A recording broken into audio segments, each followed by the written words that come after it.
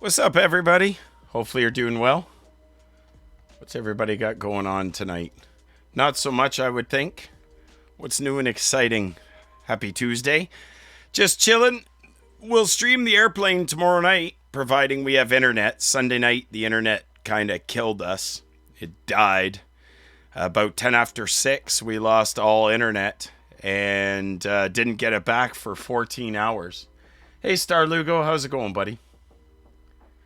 I couldn't actually believe that my internet was out for 14 hours on Sunday. That is ridiculous.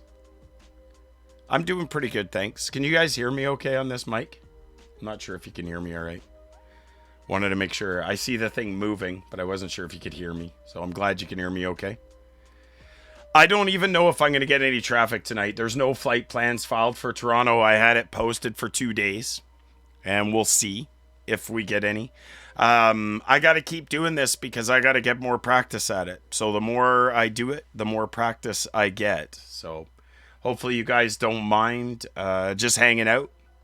As always, if you want to jam any questions, jam in the chat. Oh, I do realize, though, I have a issue with my microphone as far as this software is concerned. So let me see if I can fix that.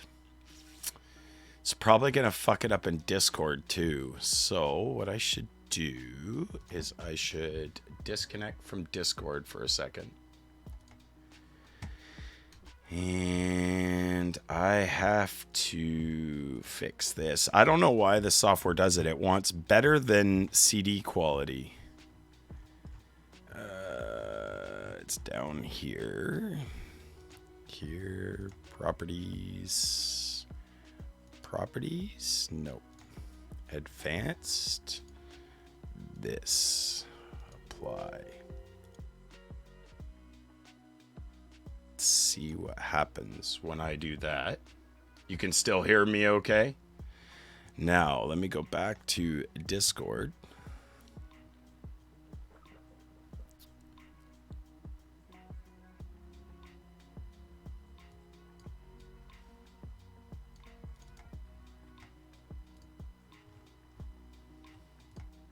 Can you guys still hear me okay? Just a yes or no? Yes. Yes. Okay, thanks. All right. So that's fixed. Good evening, First Officer John. How's it going tonight? Now, when I go here, I think I may have to do this again.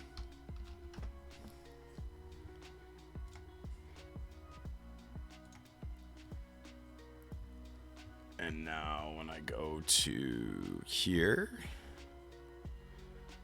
that's all good. And now I gotta set this up.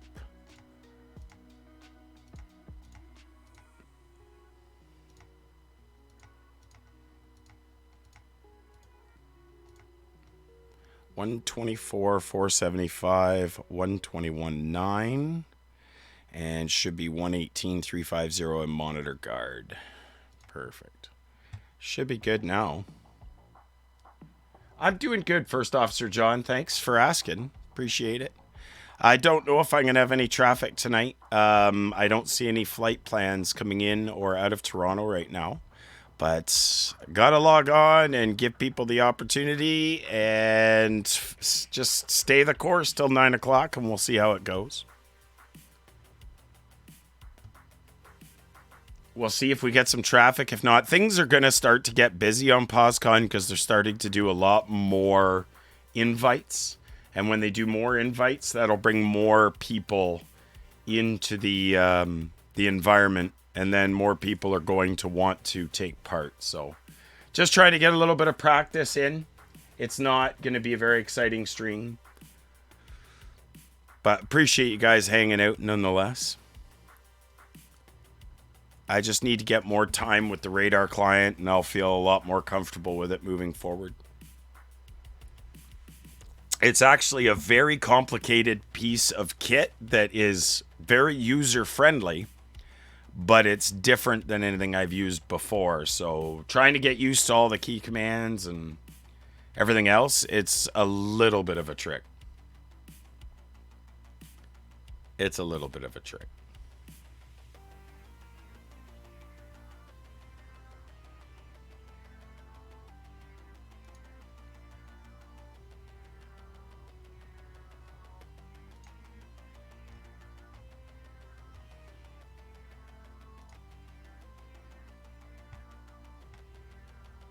We got Philly, JFK, Charlotte. Nothing for Toronto yet.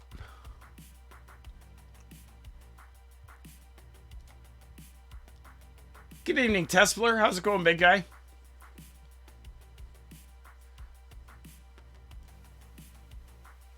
What's new and exciting in your world? Happy Tuesday. 2 down. 2 to go for me. I'm off Friday, Saturday, Sunday, and Monday, which will be kind of nice.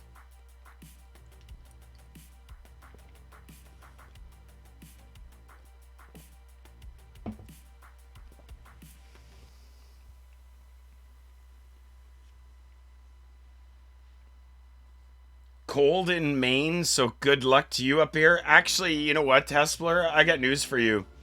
I think you guys are entering more of a deep soak than we were. We were actually I drive an hour to work, and it was actually 12 or 15 degrees colder at work than it was where I live. It hasn't been too bad the last couple of days, to be honest with you. It wasn't bad at all. I was looking 757 Spy. Actually did a tweet today.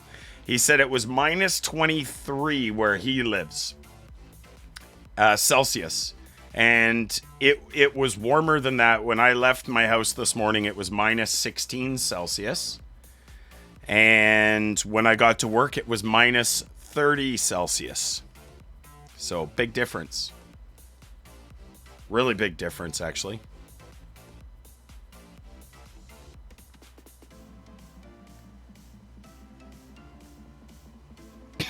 So if it's cold in Maine, what do you consider cold in Maine? What's the temperature there right now?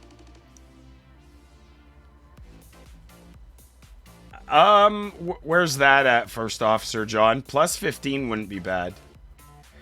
Yes, so I can be very clear in this and say that so far with this winter, and I hate winter. I hate winter. But I can be honest with you and say that this by far has been one of the best winters we've had in a long time. It hasn't been very cold. I hardly have much snow, maybe a foot, which is about a fourth of what I should have.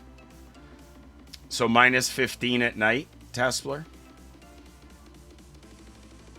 Oh, yeah, minus 15. Yeah, minus 15. That's what it was this morning, basically, when I went to work. Outside, I'm going to say it's probably minus 12 or minus 13 right now, Celsius. You're in Denmark. Hey, fish sticks. I see you got in a little bit of trouble last night. As if. I don't know what you were thinking, man. I don't know what you were thinking. Good to see you, though, buddy. Really good to see you. Hopefully you're doing well. Happy Tuesday. I tried to get a lift from the boys last night before you got on, and they wouldn't help me out. They said their car was full. I think they just didn't like me. It's really good to see you, bud. I'm just hanging out. Not much going on. My regular stream will be tomorrow night. I just decided to do a little ATC tonight and see if I couldn't get some traffic. At this point, there is no traffic due into Toronto or out of Toronto. There's a couple of lost souls in the southern part of the U.S. Wait a minute. Something's not right because I can't see anybody. That's interesting. I should see somebody. This is interesting. So, First Officer John, I've got a full-size King Air 350i. It's a real airplane, a Beechcraft Model 99 that I've converted into a King Air 350i. It's just to the left of me. So, I actually stream that Saturdays, Sundays, and Wednesdays. Yeah, it was definitely full. I know it was. So I fly that Wednesdays, Saturdays, and Sundays, and stream ATC and other things variously at different times. I actually could probably show you without destroying things. So there's the interfaces for the sim, and there's the airplane.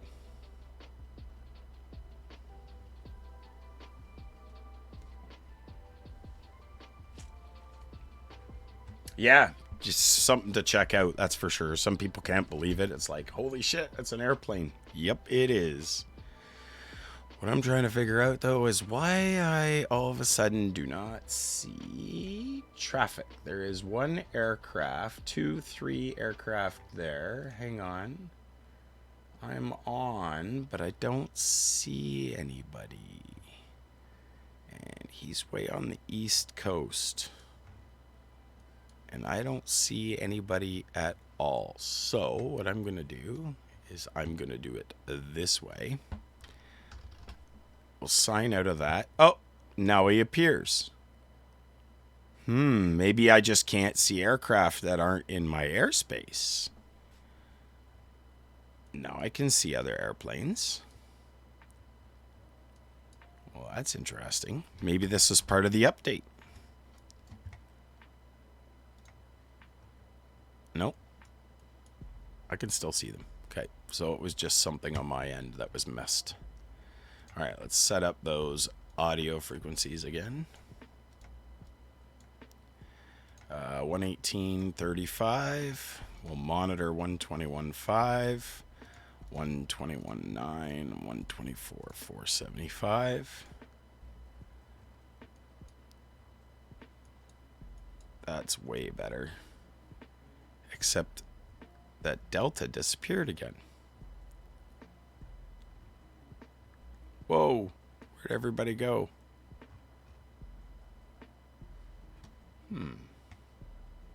Oh, they went offline.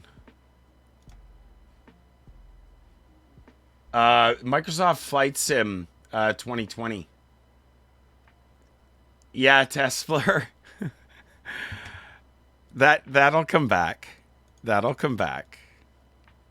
That's funny. Oops.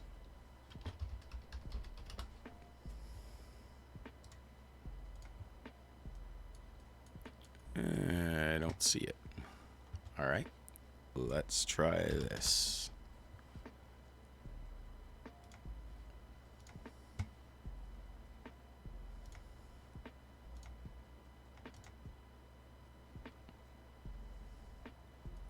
There we go. Got 2 of them up there.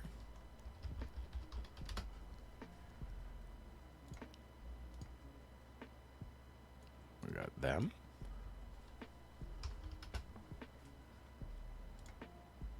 Signed in. They're still there. Oops.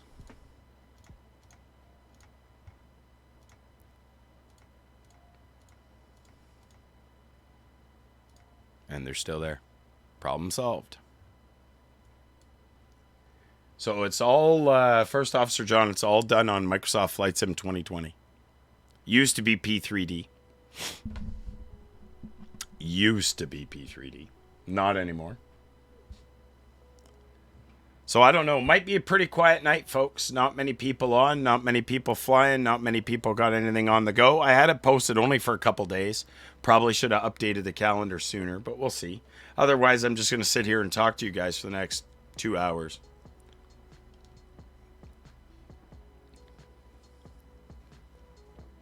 I should actually put it in the just chatting section, maybe. Okay, let's talk. Yeah, there's a few things that we could talk about.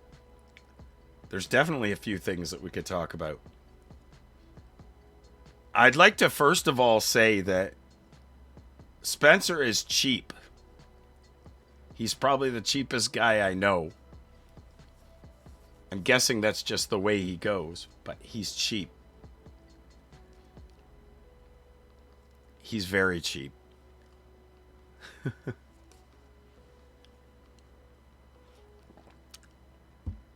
And he's immune to being arrested. No. You, yeah, nuh-uh.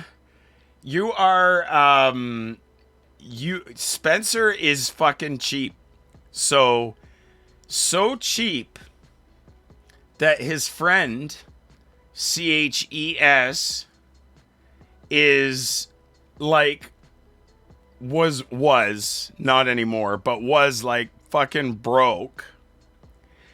And brings you a phone to jail. You make him pay for the repairs to his car that you break. He's cheap. Spence is very cheap. I would just like to state that he's very... just... Nuh-uh. No, you didn't. Just screwing with you, dude. I'm trying to get your goat, and it is so easily working. It is so easy to get your goat, man. First Officer John, I heard that some dev is making the A380 for MFS. That would be cool. I'm not a big Airbus fan, but definitely 100% would be good if they do a good job on it. If they don't do a good job on it, that wouldn't be very cool. Yeah, Zodius was telling me about it. And I kind of, yeah, I don't know. They need to fix some of their rules there a little bit, but I get it.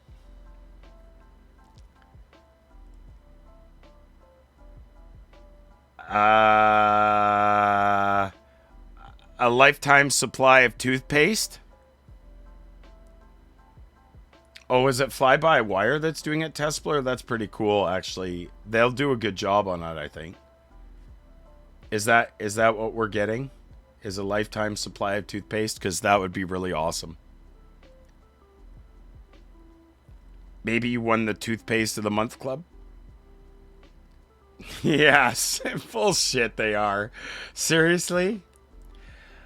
Maxa Relaxa, the skies over GTA are not going well, but the skies over Toronto right now. Oh, you mean the greater Toronto area? They're quiet, dude. There is nothing going on. There is nothing going on.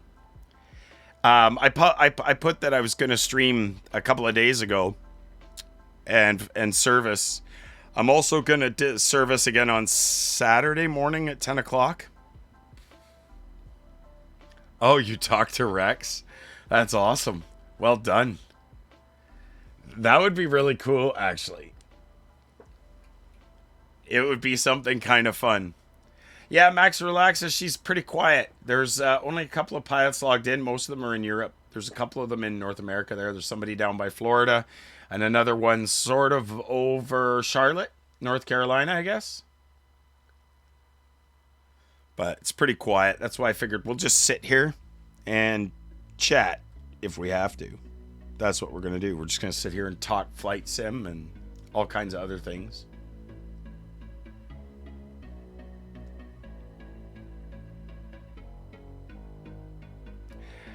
Well, so Max Relax, I lived in Toronto for 15 years. And at the time I was trying to get my, well, they didn't really have ratings then, but my my VAT sim stuff, but they had me stuck on ground and clearance and tower for I don't know how long, but it was like text only, and I was like, forget this. So then I got into POSCON, and I've been, training and talking and all that stuff. So that's why I want to give Toronto the coverage it deserves. Right now I'm just doing approach and approach down just till I get really comfortable with it, and then I'll be, good to go for all a center. But I enjoy, just doing the facility information. That's all. Yeah, sure, no problem. What's your question? You can ask any questions you like. Questions are free. Even I'll answer for free. Answering for free as well.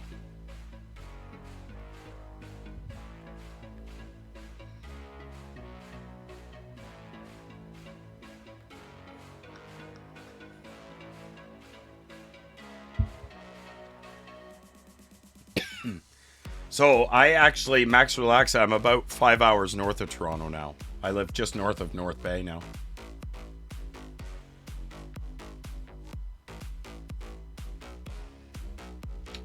Guys, does this audio sound okay, or am I like really badly overmodulated? New microphone setup. First time I streamed with it.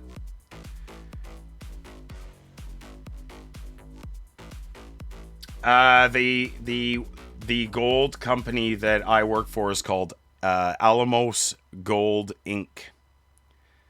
The NYSE and TSX is AGI, I believe. You were just in North Bay yesterday? That's cool. Yeah, the weather hasn't been that bad. We've been lucky. There was a lot of snow north of where I am on the weekend, but I got missed.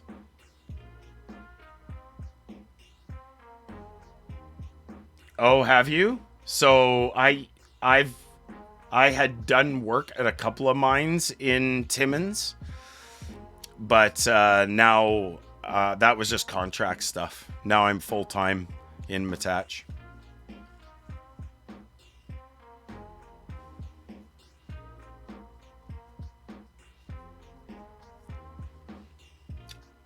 But I still go to a mine rescue competition every year up in Timmins. Oh, NDT testing? No shit. Well, that's pretty cool. We get a lot of NDT testing done every year. It's like a lot of work for a lot of people. NDT testing, I never realized what that was or knew anything about it until after the fact.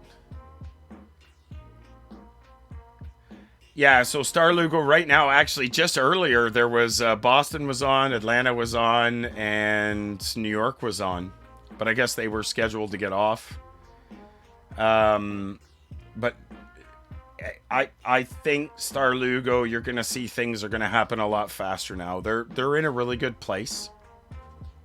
They're in a really good place right now, so it's working well. I know they're going through some applications right now, and that's a long process for controllers and all that jazz. And then once they get that set up, you know, there's obviously quite a bit of training and standards that have to be done, and then some more testing and start jamming pilots on the network. But I do believe that in the near future, you're going to find quite a few people are going to be let in again soon. Yeah, First Officer John, no problem. I know what that's like. I get up for work at 4 o'clock every morning, so I know exactly what that's like. Good to see you, bud.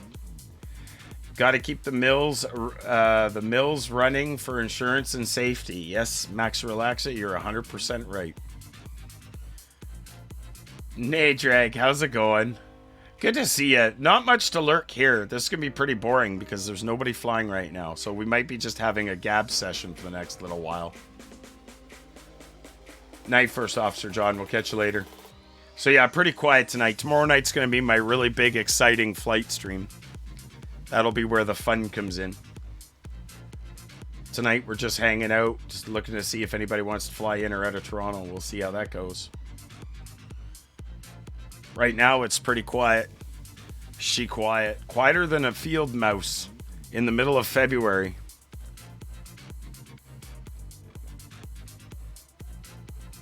So yeah, Star Lugo, I think you're going to see a lot more people are online and in the network soon. I'm hoping. Because it'll get pretty slow. And as well as they bring more controllers on. And a lot more people start really providing some more coverage on a consistent basis. I think you're going to find that's going to get better as well. Actually, that's a great question, Max Relaxa. That's a really great question. I could actually have a quick peek and see. It was KGGG, I think, that I left off at, right? Where did we leave off at?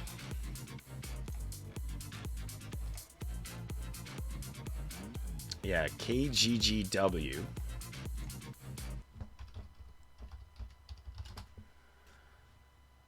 KGGW.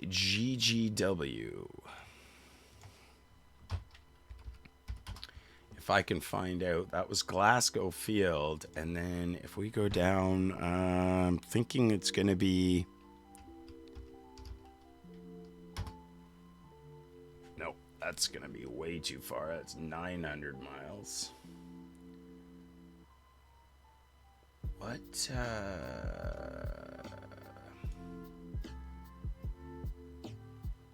do we got here?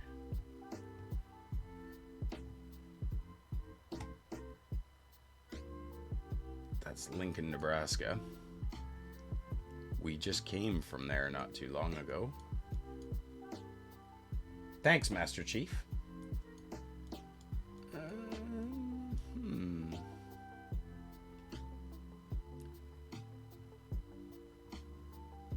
What's this? Wichita. Shit. When were we in Wichita last? I don't know if I flew into Wichita, did I? I might have on the way up here. Or I might have been going to, but I never did. There's Denver, right? What's this? Nope. Denver's north of me, you dummy. Where's my geography? My geography sucks sometimes. There's Tulsa, Oklahoma.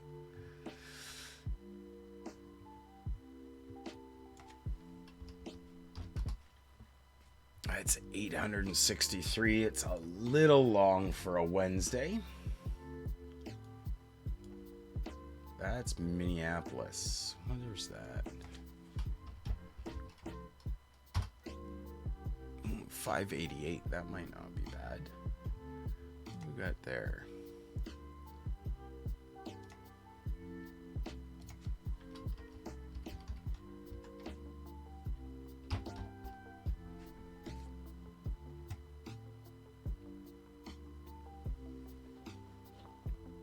Oh, KGGW. Was it GGW? Yeah.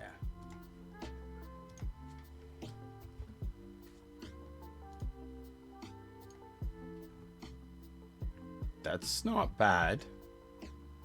607 miles to Minneapolis. I'm thinking.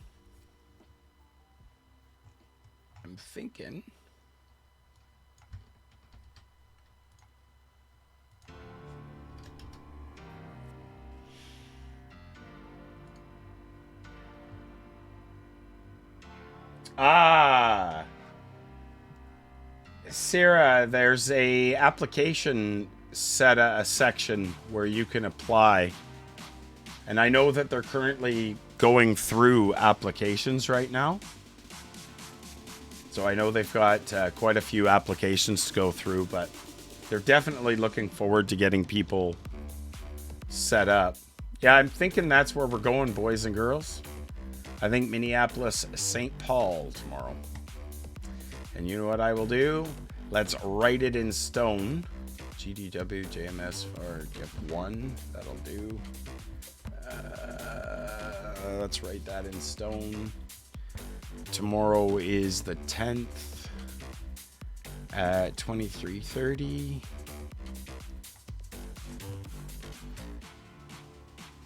Yeah, I'm okay with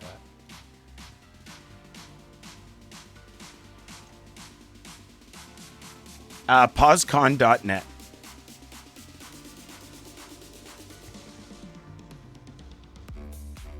No problem at all. I was going to be on until 9. I'll give it an hour or so and see if we start getting some traffic. We'll see how it goes. I'll probably just sit here and chit chat with people. I don't know if anybody's going to be on though. There was one down in North Carolina and I had it posted for a few days, but I guess people are busy tonight. I got another one posted for Saturday at 10 a.m. So that'll be nice. You know what? People can't fly if you don't log on. So you log on and you see what happens. All right, so let's get that flight filed.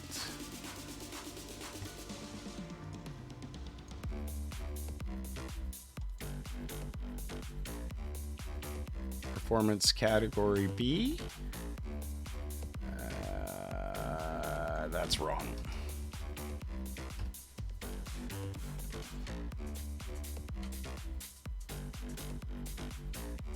Yeah, no problem. If you're coming this way, I'll wait for you. But till 9, I'm here until 9 or so at the latest, because I gotta get up for work at 4 in the morning there. But I will do my best and quite happily sit here and wait for you if you want to come this far.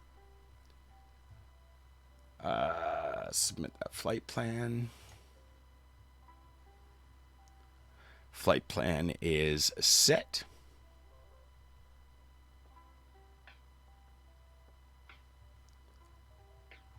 So, flight plan's locked in. And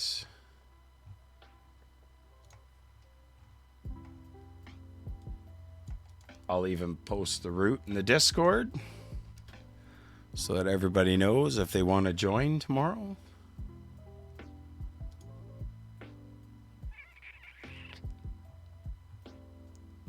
Stream flight plans. Tomorrow will be the 10th.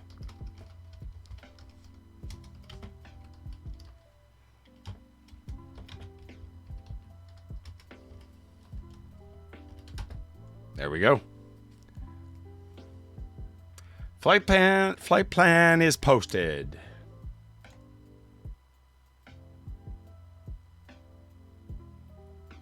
Yeah, that's fine. I'll still be around then.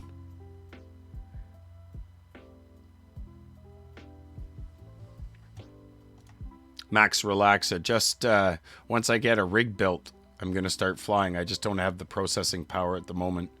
I was flying Microsoft FSX on Steam, but it's just not cutting it. Yeah, I don't blame you, dude. That wouldn't cut it for me either. Oh, sorry, Eric. I got my Mega working, but how do I use the Lua script? Okay, so that's where you have to have a joystick button or something set up. So when you push it in FSUIPC, so you take the Lua script and you dump it into your FSUIPC directory, so that when you push that joystick button and you go to the pull down list as to what that button is going to do, you basically want to tell it to, if you called the file, let's say 1.lua, you're going to pick 1.lua in the file for the button. And when you push that button, it will launch that Lua script and it'll start passing information back to the Arduino. You just got to make sure that in this Lua script, the serial number of the serial port number of the Arduino that you're connecting it to is set up in there. That's all.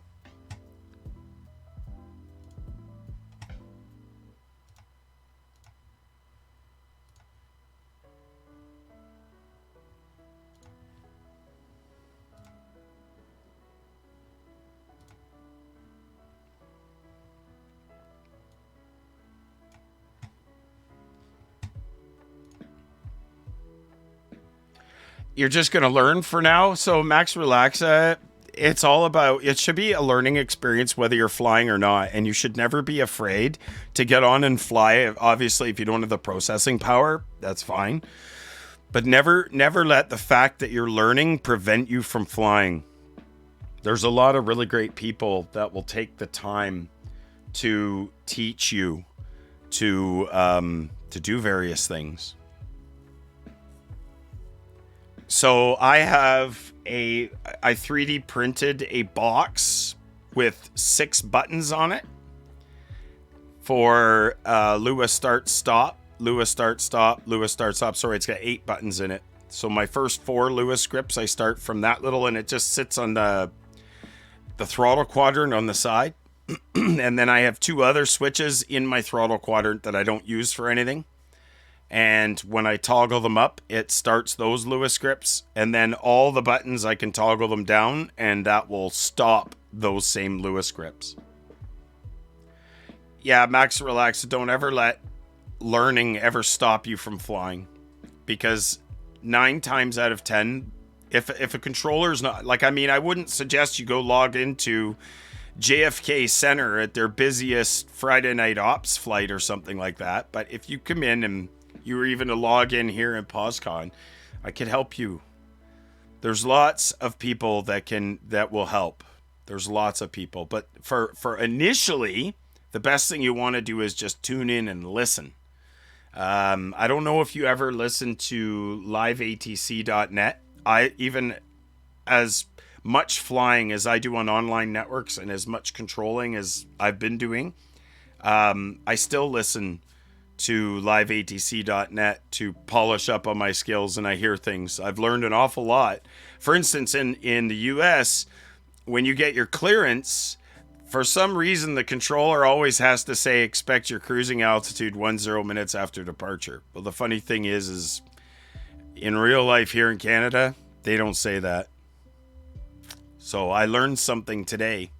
There's no point in saying that because nobody actually says that in real life. As a matter of fact, most of the pilots are expected to understand what the SIDs are, and most of the pilots are expected to understand what the noise abatement procedures at the airports are. So really, they don't even give an initial altitude. I do here specifically just because some people aren't that familiar with, runway heading above 3,600 feet because that's the noise abatement procedure. But you're right. It is totally published on the chart. You're 100% right. You don't even need the initial altitude. It's on their chart. It's on their SID. Oh, they don't have to say that in the US? I don't know why every controller, I just assumed that that's what you were supposed to say because every controller I've ever heard on VATSIM or anywhere always says that. So I thought it was like a thing, and then I've been listening to liveatc.net over the last couple of weeks a lot, and I was like, wait a minute, clearance delivery never gives that information. Yeah, the initial altitude is definitely published on the chart. You can't omit anything published on the chart in real life. No, but your clearance, the clearance delivery guy will not tell you what you already should know that's written on your SID. So on your SID, it'll say your initial altitude is 5,000 if you're a jet.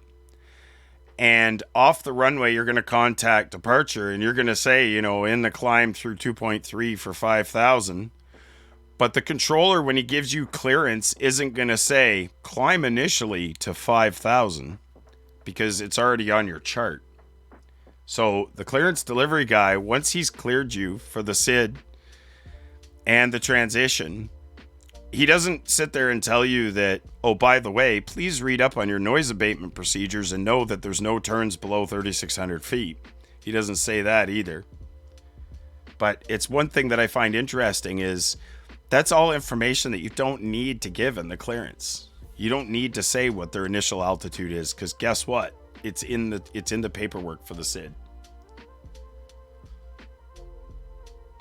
And the nice part is in Toronto, if you got some guy who's not going out by SID, you can give him a heading and an altitude. But I guarantee you his heading and his altitude is still going to be runway heading to a minimum of 3,600 before he turns them because of the noise abatement procedure. Oh, that's what you're saying. In the US, you can omit anything on the chart. Exactly. Yes. That's what you just typed is exactly what I'm getting at. So how many times, AJ, have you logged in to another network or any network for that matter, and they're giving you an initial altitude, an initial heading, and your flight altitude 10 minutes after departure. There's a bunch of needless information that you don't need in there, which, I mean, it's okay to play the part, but do it as they do in real life. You're exactly right. You're cleared to the JFK International Airport. This SID, this transition, squawk, this, and that's it. That's really all you need because all the other information is already on the chart and they should be aware of it. You're 100% right.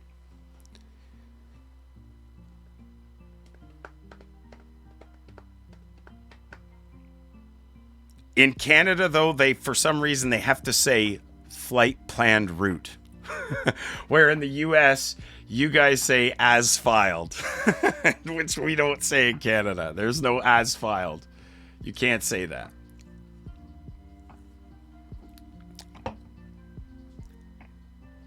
which is actually kind of funny that they're that kind of a stickler on that.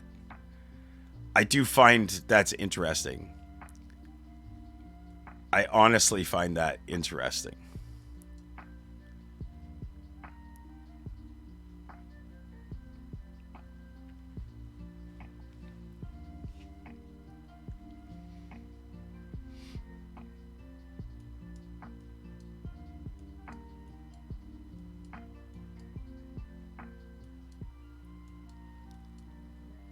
I think it was the which one was it?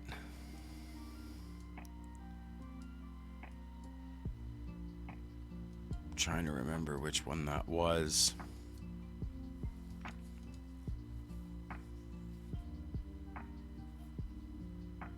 The Ursel 4 departure, I think. I think it was like, what they'll do is right after noise, they'll give you right in the climb, they'll say, American 1024 after noise, turn right, direct Ursel. So that you don't have to go all the way Tillum and you don't have to go to anything else. You can just basically, after noise, which is your 3600, turn direct Ursel, and then you can avoid the, leading in fixes for the SID.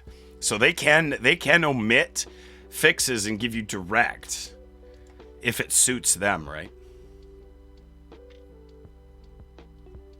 Can you have the Lewis scripts auto load? You can, but that's extremely dangerous, Eric, because what happens is there's a file in there called ipcready.lua.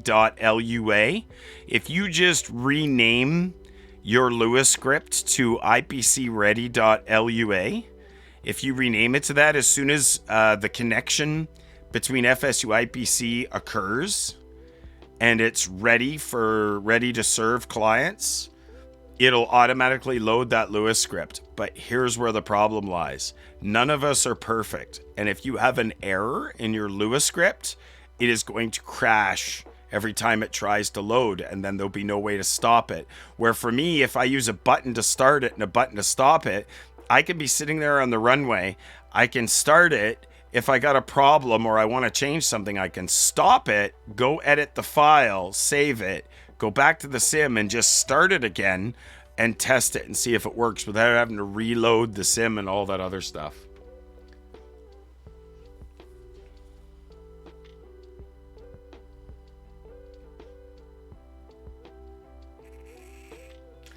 So, Master Chief, I'm not sure which part you're saying not true. Look at the ATC vector SIDs for Minneapolis, but I'm not talking about Minneapolis. The Minneapolis 8 SID, there's a pre-assigned altitude for jets or props, but it simply states fly assigned heading. Okay, so in that particular case, then yeah, if it doesn't give you the initial altitude, then that's one thing. But if you're saying there is a pre-assigned altitude for jets and props, but it simply states fly the assigned heading, but if they didn't issue you an initial heading or an initial altitude, would you not just use the altitude that's on the chart? Let's look at that one. The Minneapolis 8. Let's look at the Minneapolis 8, shall we? Just for shits and giggles. So let's look at the SID for Minneapolis 8, which is probably more than likely a...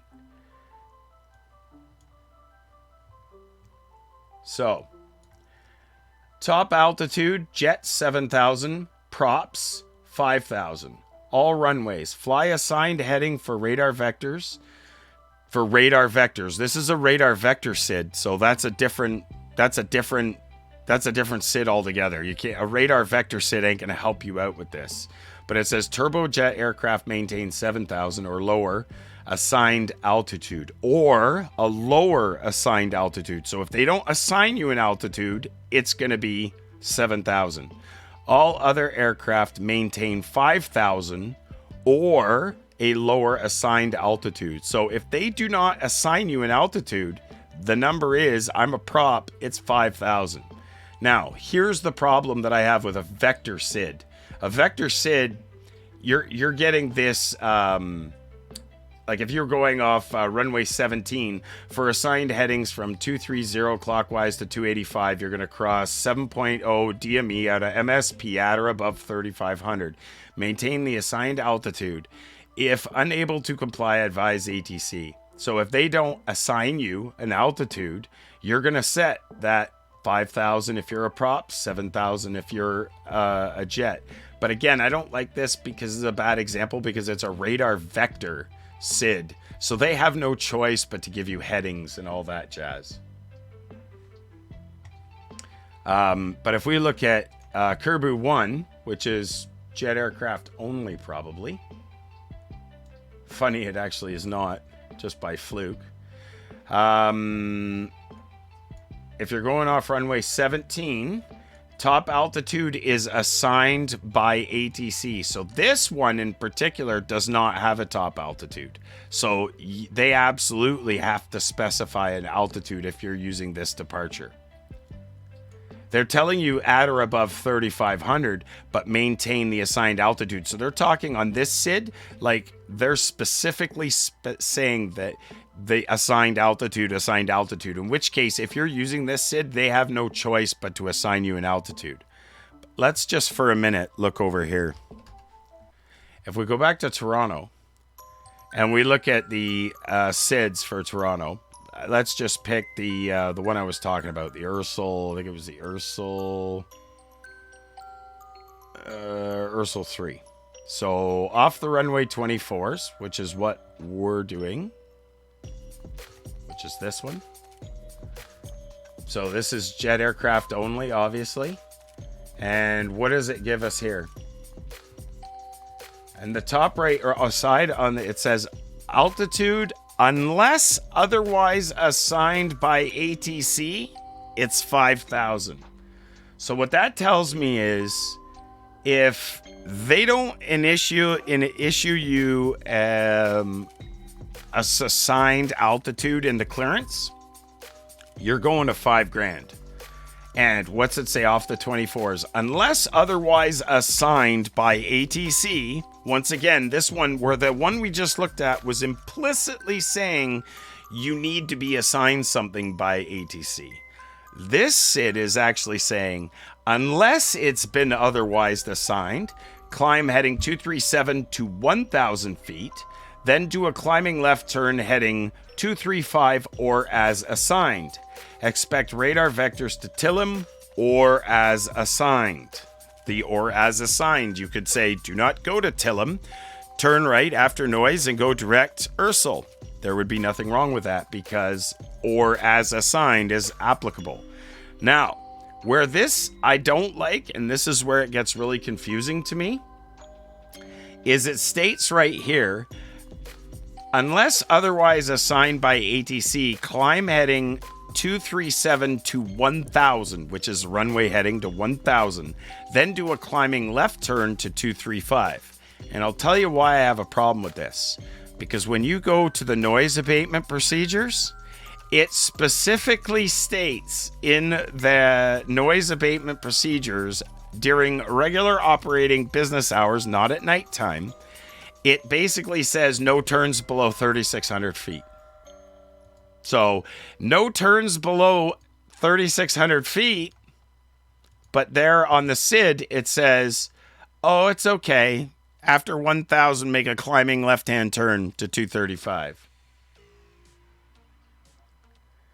Oh, for sure, 100% Master Chief. You're right. But when the noise abatement procedure says very clearly, no turns below 3,600 feet, whether it's 2 degrees or not, it still says no turns. So, I mean, 2 degrees, you're right, it's negligible. It's not even really a freaking turn, but you understand my point, right? So I can see where there's, and that's between, what do they say, the hours of operation there? It was, I think it was 6 and 4 p.m. or 5 p.m. or something. And then after midnight there, you cannot even go into the airport unless you have prior approval, yada, yada, yada. But Anyway, I think it's very, Master Chief, I love, dude, first of all, don't misunderstand. Your advice and your teachings are absolutely out of this world, and I appreciate every single thing that you do to help me out.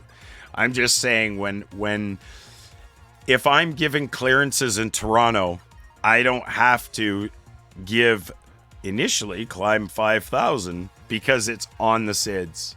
To my knowledge, there isn't a single SID out of Toronto, with exception of maybe the Toronto 3, which is a vector one. What does it say? Nope, same thing. Jets, 5,000. Props, 3,000. It's already in there. So you don't need to give or issue any initial altitudes out of Pearson if somebody's following a SID.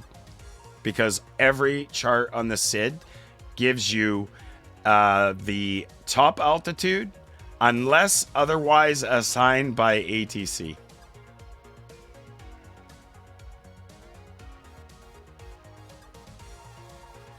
I would have to probably disagree there, though, sir, because Friday at work, I was talking about this, and the noise abatement procedure, which was 10-4, it actually lists noise abatement procedures for the middle of the day. And I know that they use them. I just got to find it again because it was written in really small print. Daylight. No. Where is it? Restricted hours. Arrivals and departures for noise. That's between 8 p.m. and 8 a.m. Midnight and 7 a.m. Midnight 30 and 6:30 a.m. All other aircraft between midnight 30 and 6:30 local time. And there's somewhere in here, because I was like listening in the middle of the busy departure. It was like 9 o'clock in the morning. And they said, after noise, turn direct AVSIP. And I was like, why would they have noise abatement procedures during the day? In the middle of the day. And then I found it. And it took me 3 or 4 tries to actually find the noise abatement procedures. And it talked during the day. So here we are here. Preferential runway shit. Where is it here? No Concords after 1, that's right. I know it actually says. I think it was the whole day. It was during the day. I've just got to find where it is. Here it is. 0700 to 2300 local time. Okay? 7 in the morning until 11 o'clock at night. Except in emergencies. Noise abatement procedures, as outlined in 1 and 2 below, apply to all turbojet and turbofan powered aircraft. Number 1, NADAP 1 or 2 is required for all runway uses. SID routing shall be followed to 3,600 feet above mean sea level for runways 33 right, 33 left. No unauthorized turn until a beam YYZ to 343 radial at 4 DME. I was like, okay. And then for C, early turn for runways 5, 6, 6 right, 23, 24 left, 24 right. Departures apply only to the following jet aircraft types. So if you are not a CRJ, a CRJ2, an E135, an E140, E45, a J328, whatever that is, a Challenger 60, a Challenger 750, a Gulfstream 4, Gulfstream 5, and a GLEX. If you are any of those aircraft, you can do early turns. Otherwise, not happening. I couldn't believe it. Applies only to the following aircraft. So if you are one of these aircraft types, you can do early turns at above 1100. Otherwise, CB that says no turns below 3,600 feet. SID is not an authorized turn because it still is required to go by noise abatement procedures.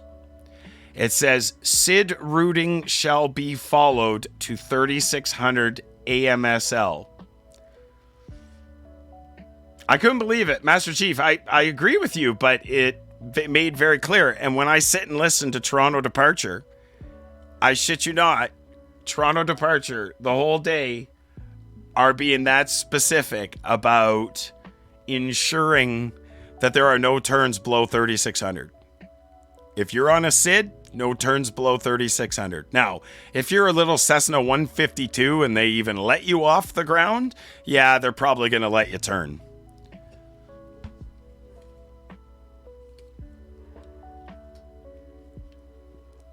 Food for thought.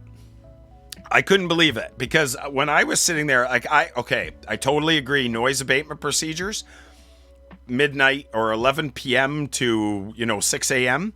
Yeah, you don't want jets of all like line up a 747 and balls to the wall, and as soon as he's off the ground, have him cranking that right-hand turn and flying right over the residential areas of the city. I totally agree with that. What I was shocked to hear myself was at 10 o'clock in the morning, a departure controller saying, American 524, after noise, turn right direct Ursel. And I was like, after noise? At 10 o'clock in the morning? They obviously aren't sitting next to the 401 during rush hour. And then I found it, and I went and I looked, and it took me an hour to actually find it. But I actually found it, and then I'm like, here we go, folks. Applies to all turbojet and turbofan powered aircraft. So Cessna 152 is not turbojet or turbofan, so not applicable. Except in emergencies. So I guess the definition of what is an emergency might be a get out of jail free card on this one. What is an emergency? I don't know what an emergency is, but I thought it was very interesting to read about the noise abatement procedures in the middle of the day when, the traffic on the 401 and transports and cars honking their horns, and why that would be noisier than a jet taking off. I have no idea. But I thought it was kind of funny myself.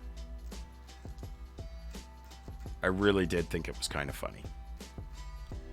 And yes, so Max Relaxa, you can get as in-depth as you want with this stuff or as not. I mean, for the most part, if you're unsure, controller can help you out. But the most important thing is to just read your airport procedures for the airport you're going in and out of. Those charts have all the information on them. Seriously. They're wonderful, wonderful tools. They really, really are. Those charts are incredible tools.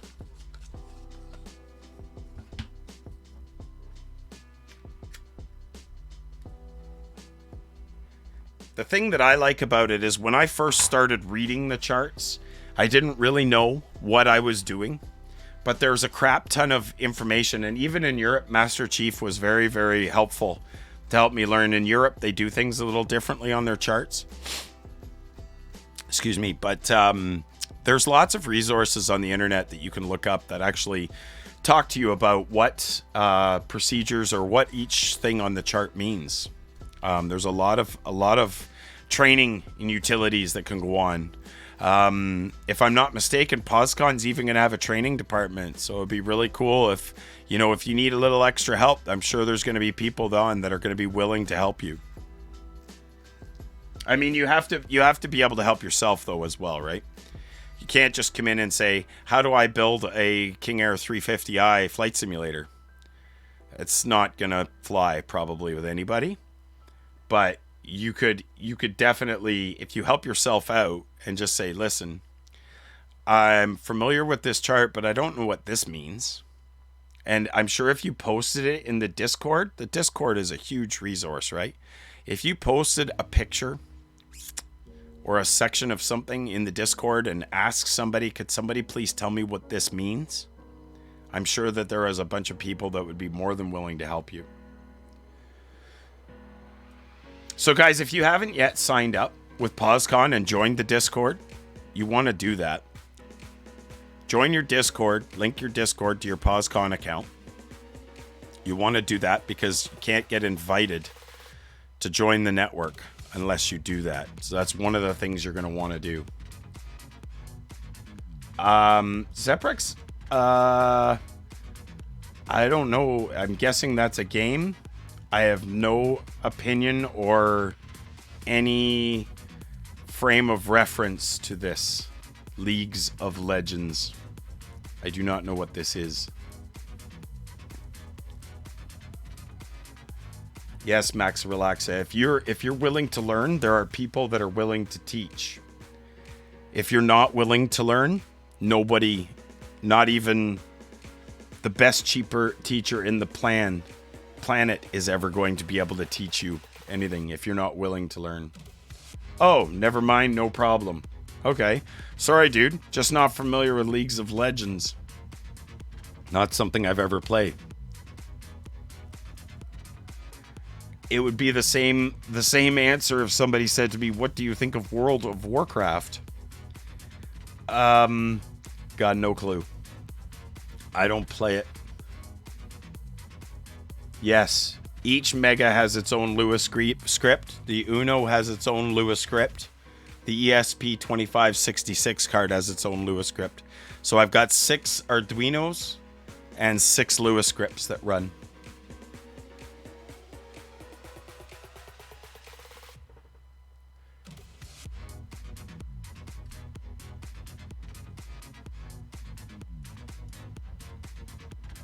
Yes, I have a start button for each script and a stop button for each script. That is correct.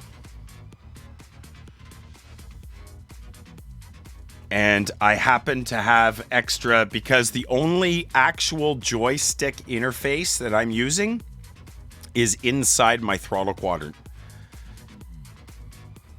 And that is where I had all the pots connected from the throttle quadrant for the throttles, the fuel, the prop pitch, the flaps, the trim rotary, all that stuff. Actually, the trim rotary goes back to a regular Arduino. But... and so does the stepper motor for the auto trim. But that joystick interface had extra buttons on it. So I just use those for starting and stopping my Lua scripts.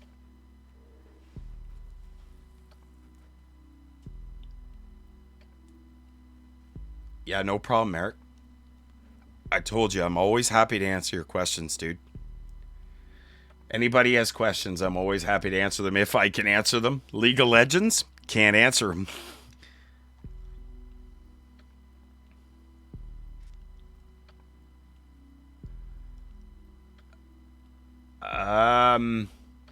Well, for starters, if you're just listening, because that's what a scanner does, I don't think you could get into trouble for it. Definitely want to make sure it's just a scanner and you're using your headphones. And obviously you're not allowed to have it on during takeoff or landing or any of that. You're better off, you know what, the thing you're honestly better off doing is sign up for the free Wi-Fi on the planes. If you're flying with Delta, you can sign up for the Wi-Fi and cost you $5 and you can just listen to liveatc.net.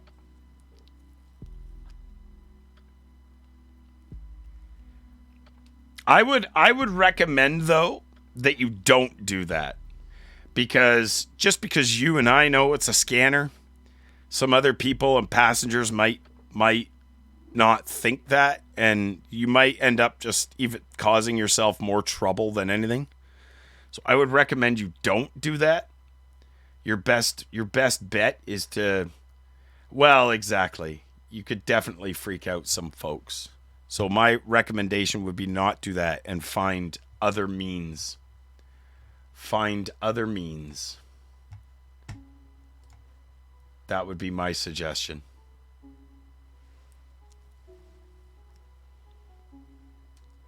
You never want to put yourself in the... See, you got to remember, the aviation industry has completely changed in the last 10 years. Sorry, 20 years. And after the last 20 years, You know, we're not allowed to do things anymore that we used to be allowed to do. You can't go visit the flight deck anymore. Can't take your kids up to see the captain. There's lots of things that you can't do anymore. And it's a pain in the ass and it's a shame, but it is what it is. Unless you know somebody, and while you're boarding, I guess you can.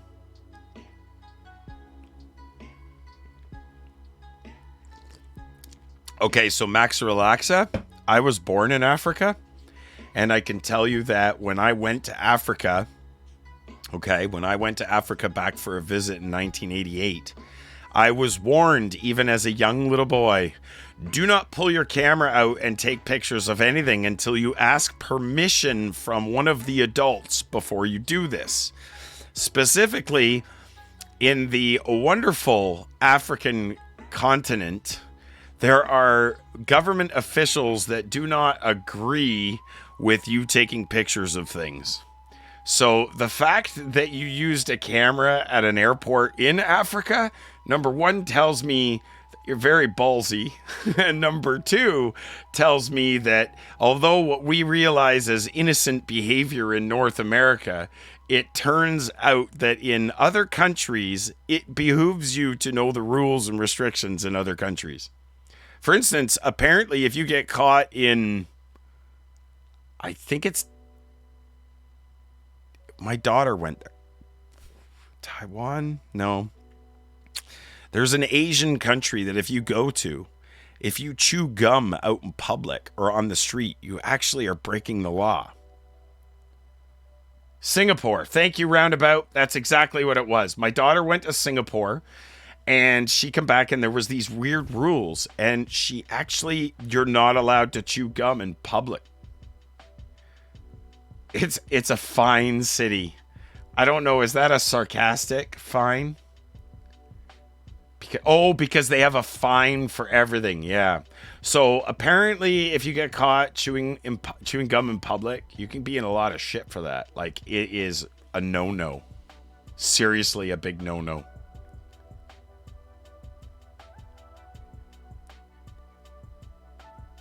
Yeah, so Max Relaxa, it's definitely best, yeah, or spit, exactly. It's definitely best to know the rules of the country you're going to. I mean, I would, like, if you're taking pictures in your backyard in Africa, you're probably safe.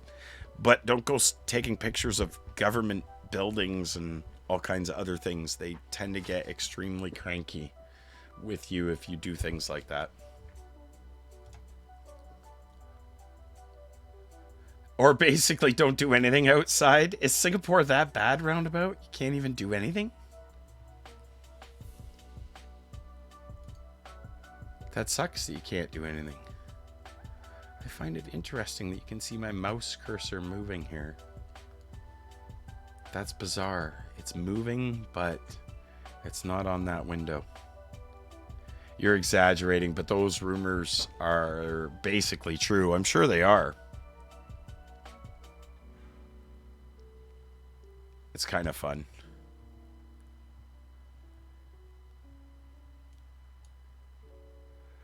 WestJet 54 is on the map.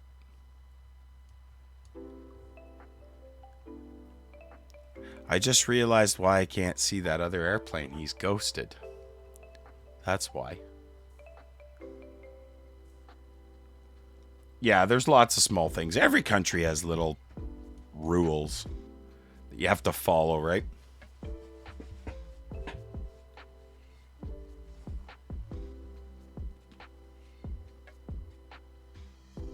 I mean, we have the same kind of rules here. I mean, in Canada, I think it's a rule that you can't use a painted ladder. If you have a painted wooden ladder or something, you can't use it on a Sunday or something silly like that. There's a lot of rules that don't make sense anymore. Can't park. I think there's still laws that protect you and allow you to tie your horse up outside of a hotel. I think you can still do that. Not that you would bring a horse to a hotel, but from one day you could have. Actually, Roundabout, I'm not sure. Were you around? We finally. Oh, yeah, I apologize to you. You were 100% right. I admitted that you were right in stream about that. Yes, I remember. Maxa Relaxa says, I took a great shot of a 787 with the wheels smoking on the runway, nose gear still in the air. They made you delete the photo. Yeah, unfortunately, I don't think that you get a choice, because if you don't comply, they're probably just going to take the photo device.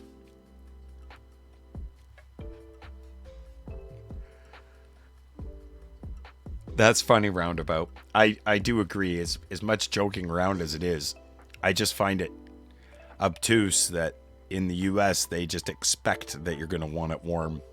I didn't care for that too much. Given the choice, I would say, please do not heat my maple syrup.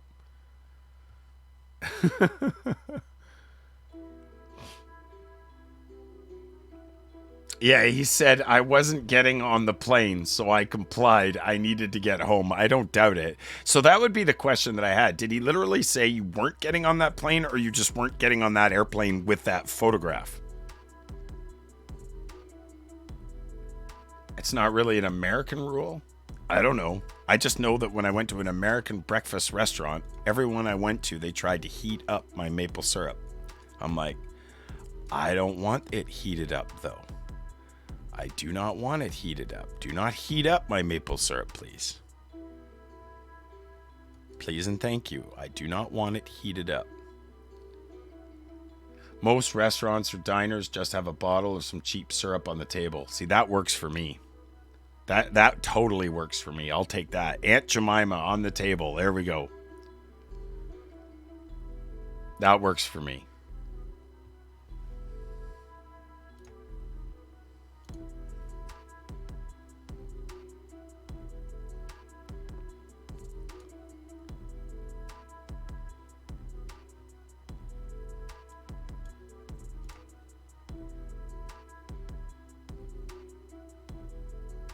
Oh, look at that.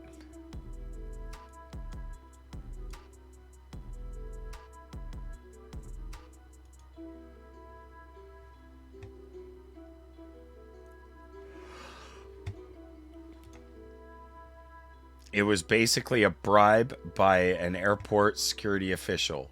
He said I could be selling my photos to bad guys. I had to delete the photos and pay him, or I wouldn't be getting on my flight home. Oh shit. Dude, what did that cost you? What did that cost you? Can you tell me? I'm just curious. How much did you have to pay him? 50 USD. Oh, fuck. Really? That's awesome. I mean, it's not, but I mean, wow. There you go.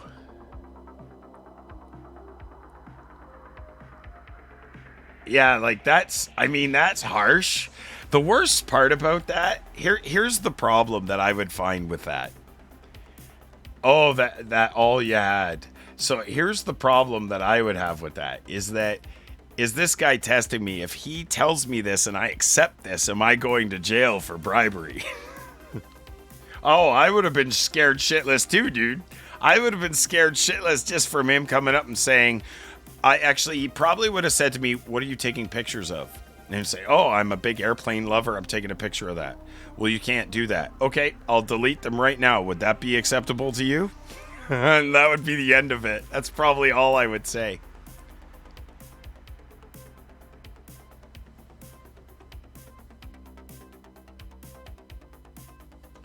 Huh, this is interesting.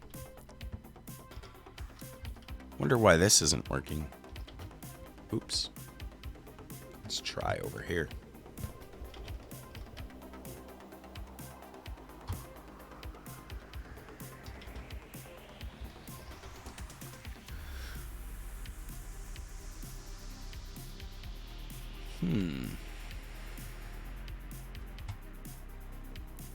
Oh, it's because of the time. I'm an idiot. Because of the time. The time is 00 Zulu. It's actually 0024 Zulu. Soul Misser, thank you very much for the follow. Crap, I might have missed a follow-up at the beginning. I might have forgot. Oops. Didn't mean to do that. Yeah, Nitty 6363 followed an hour ago. Sorry, Nitty. I missed it. I was too busy talking.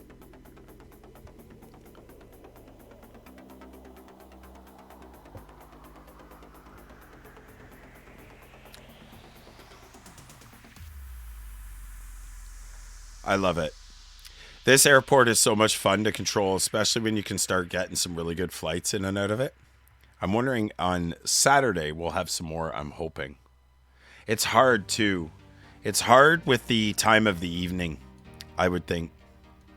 Time of the evening makes it tricky, but if more people, if I could coordinate with other centers, I think it would be, a lot more beneficial. Just try and coordinate with others. I think that would be good. Because it's hard. If you're just the only controller on, why is anybody going to fly to you, right? Or out of you? But if you were part of last Saturday, we had Atlanta, JFK, Boston. We had a bunch of them on. That makes so much better. Because then it gives people options, right? They're flying from somewhere to somewhere. It works so much better for them. We actually had a lot of fun Saturday morning. If you guys weren't here, the VOD is posted on YouTube. youtube.com/cockpitbuilders. I have the last two ATC sessions, one from Friday night, one from Saturday morning on. My Friday night one was kind of bad, actually. I was nervous as fuck. And I was kind of afraid of the stream for some reason. I'm not really sure why, because I've streamed lots. But my brain was kind of fried, I think. Anyway, we did better Saturday morning. I'm even way more prepared now than I was Saturday morning. I've got all my documentation, my note paper, my notes. I've got everything all set up. I'm good to go. Red the Aviator, how's it going, buddy? Yeah, well, controlling myself out of a paper bag, I think, right now. I got one inbound aircraft. One inbound. And he's still probably 40 minutes out. But yes, controlling for sure. I would be controlling if there were airplanes. It's kind of like COVID. It's a very tight schedule roundabout. Makes it very difficult. Don't screw this up. Yeah, exactly. I will endeavor to give that one airplane the real life experience of a lifetime. Absolutely, Red the Aviator. We are slammed. 100%. We're going to sterile approach down. Everybody has to be quiet. That's right. We're initiating the sterile Tracon. But Canada doesn't have a Tracon, so it doesn't count. But yeah, exactly. Well, these are what they call COVID times. This is what the North American airspace looks like after COVID. Hey, drone. I saw your WestJet aircraft flying. WestJet 54. As if you're just over top of what, Lake Michigan right now? Didn't want to come visit? That's okay. I understand. I'm just busting your balls, dude. It's good to see you. I posted tomorrow night's flight plan already if you want to go check it out. We're going into Minneapolis. It should be pretty good anyway. You're just leaving Kilo Mike Delta Whiskey. Where the fuck is that? KMDW. I gotta look it up now. Midway? Yeah, Midway. Cool. Sweet. We got Delta 441 too. I'm not sure where he's going. I could look him up though. I wonder if it'll let me.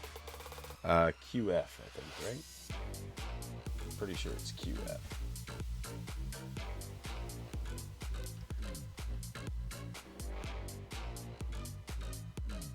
He's going to JFK. Philadelphia to JFK.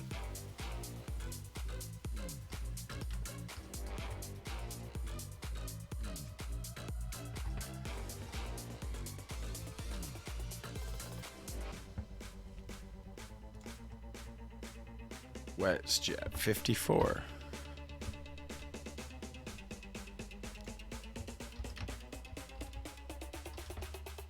Invalid.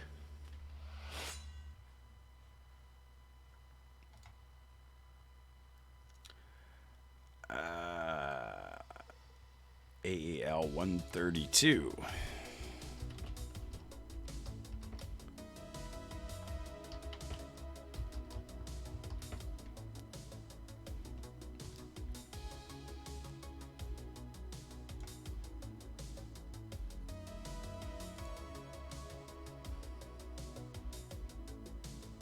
Yeah, it was going into Philly.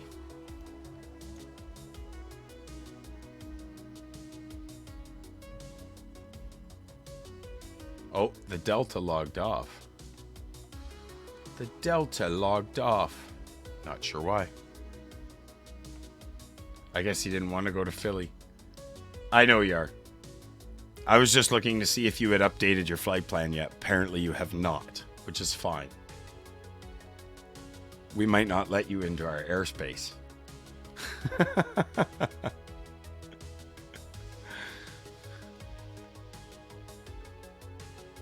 I cannot. I'm airborne. No, but I can.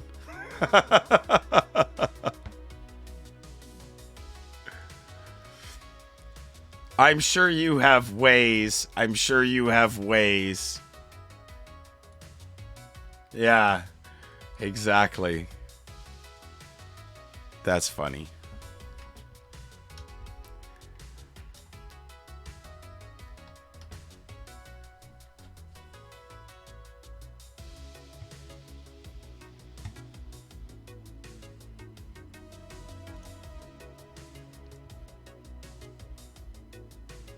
Northeast.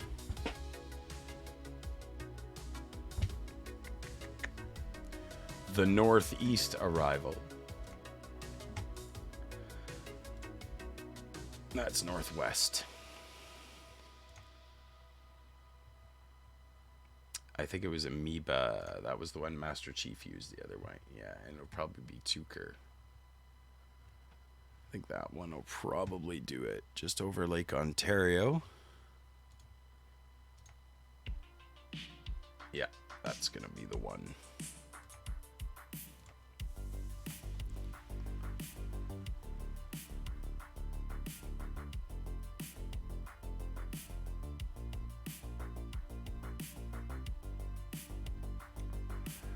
YRI. So, before I do that,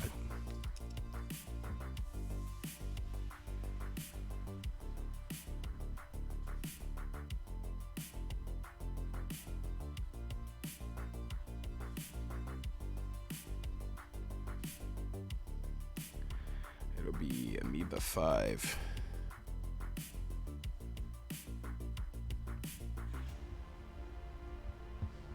Amoeba 5, and it'll be Tuker. Tukir.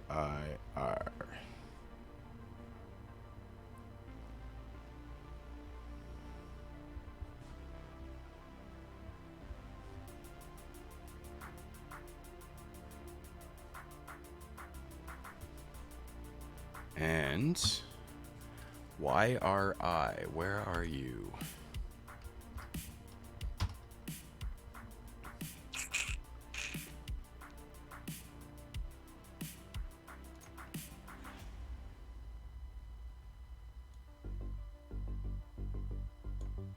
Oh, you're probably past that already. Juliet, the Jet 546 you're on?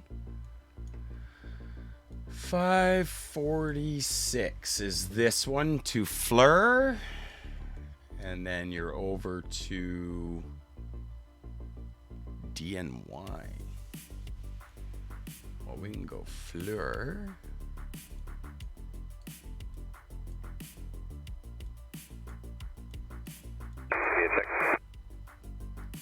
Radio check 5x5, sir.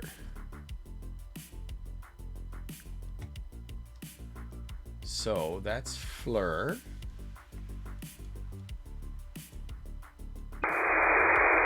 American 132, Final 320, approximately 206 miles north of Toronto. We're converting to Toronto.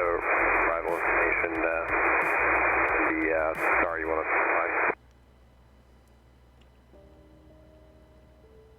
American 132, Toronto. Not a problem, sir. We will have a squawk code for you shortly. You can expect the Amoeba 5 arrival, Turker transition.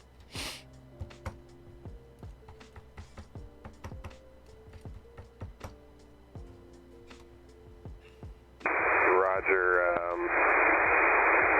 Amoeba 5, American. Amoeba 5, American 123, Amoeba 5, Turker, Tango Uniform Kilo India Romeo, Tango Uniform Kilo India Romeo transition.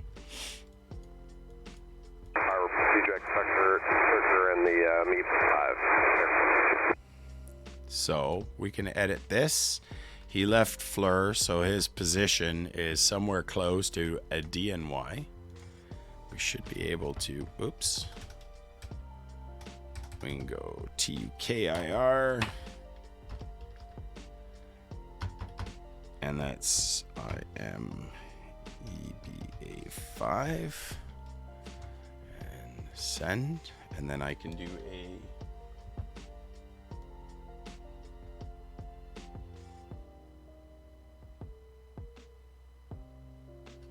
I really got to change the color on this because it's very difficult to read. Red. I was always told red was a bad color. It is so true. When you make something red, you can't see it. QB AAL 132.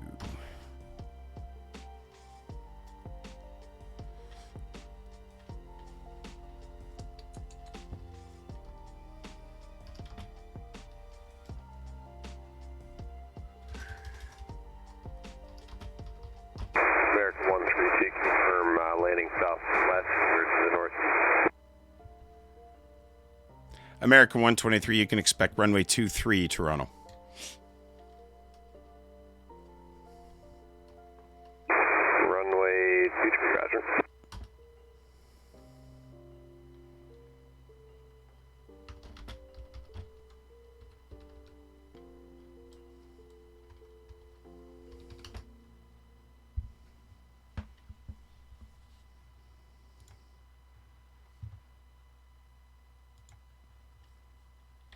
American 123, Toronto, squawk 4656. 4656.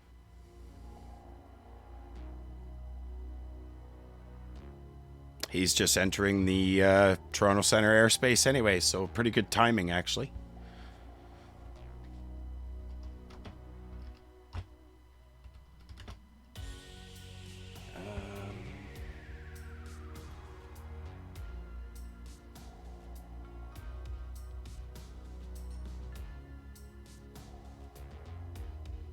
I wanted to.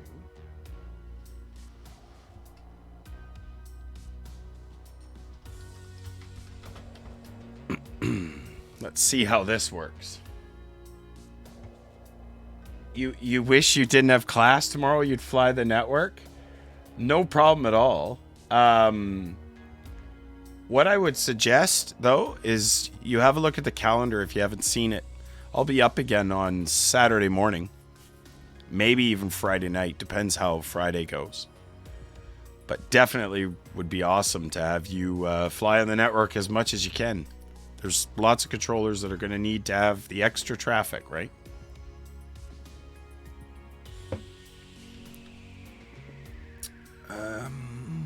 So now that is my big thing. I need to do that.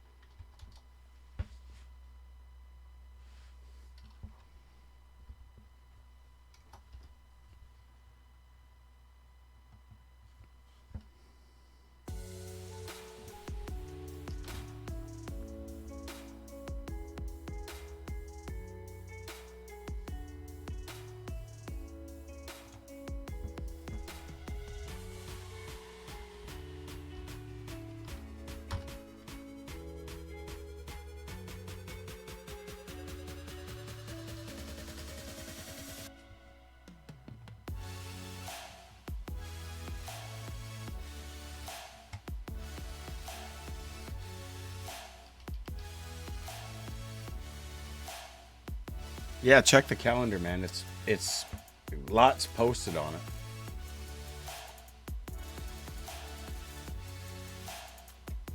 You like how they show the flight plans on the live map now? That's I haven't messed around with that too much, but that would be pretty cool.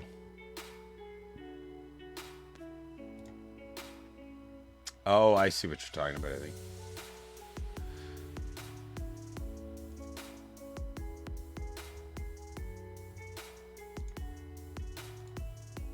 I probably just don't have it turned on, to be honest with you.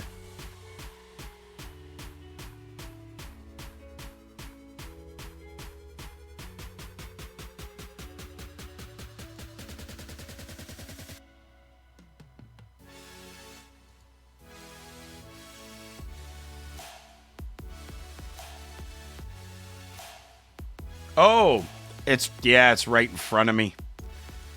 And actually, it shows the update that I updated on there. That's pretty cool. That is pretty neat. I did not realize that. There, you just taught me something. Denali, that'd be awesome, man. Appreciate that. That'd really be awesome.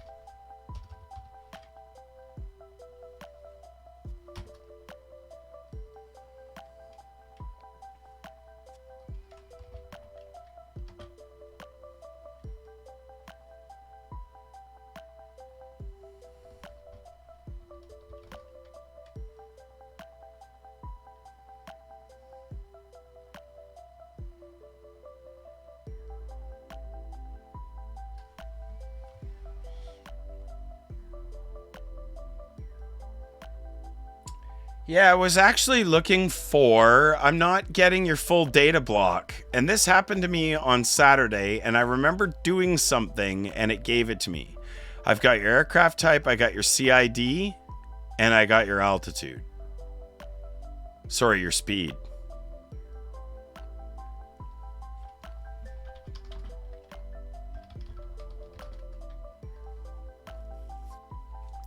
I know I did something the other day.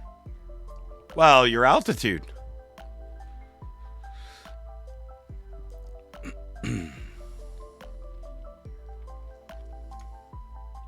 In the data block. How's it going, Fess? Good to see you, buddy.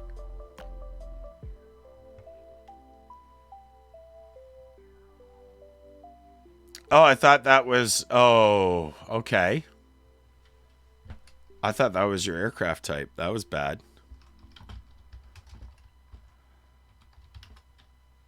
Which, you're an A321. A21N. Okay, so that is it. I'm just used to seeing... Oh, you know why? I know why I'd see it. Because I'm a goof. This is why I got to see it on Saturday, because when I see you, usually I give you the descent to 8,000, and when I do a QZ 080 for AAL 132, there. Now the data block looks like what I was looking for. Is I've assigned you 8,000, you're at 320, so my eyeball's just playing tricks on me, that's all. Field DBs.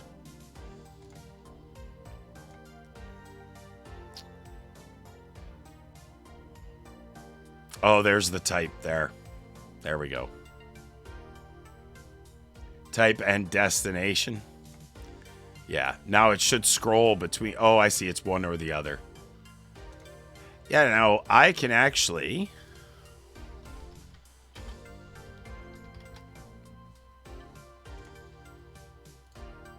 update that.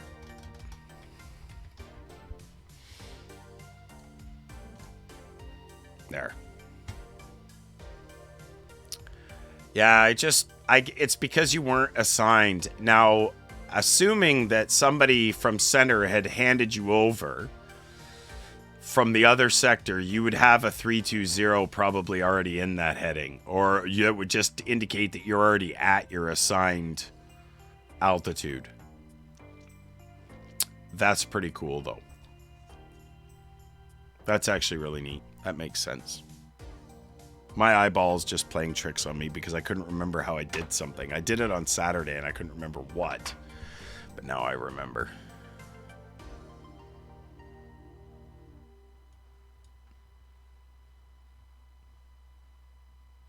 QU.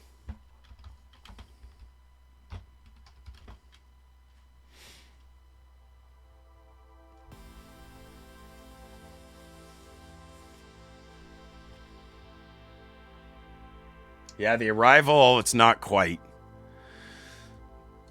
But I wonder if I put it in wrong.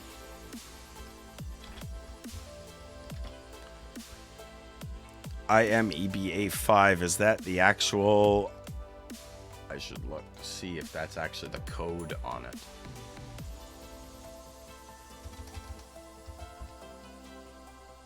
See if I typed it right.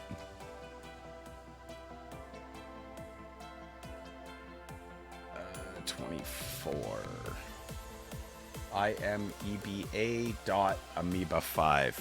Probably if I did that. Let's see if that works. Oh, it'll stop at the last fix before. Let's see if this makes any difference.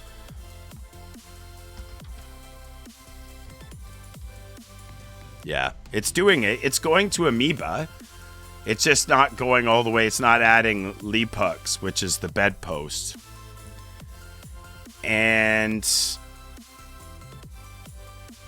I wonder if that's because I have the bedpost indicator on that in the database. I bet you that would have something to do with it. So I might have inadvertently did that on my own. So it should go all the way to leap hooks for sure. And I think because I don't have the actual leap hooks waypoint in there, it doesn't know what to do. I have it in there, but I don't have it in there. You know what I mean?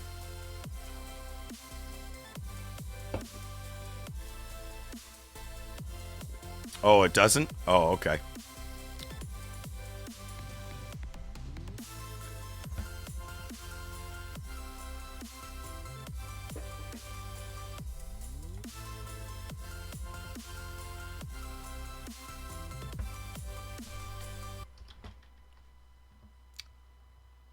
Oops. I hate it when I do that.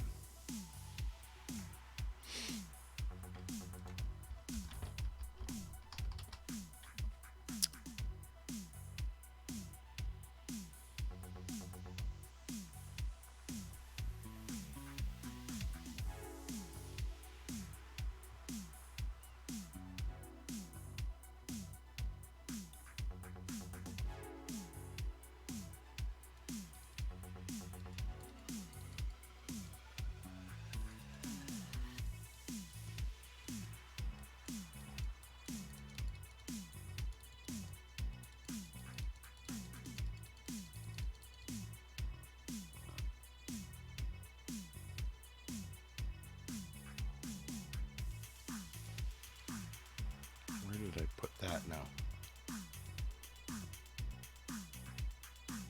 4656.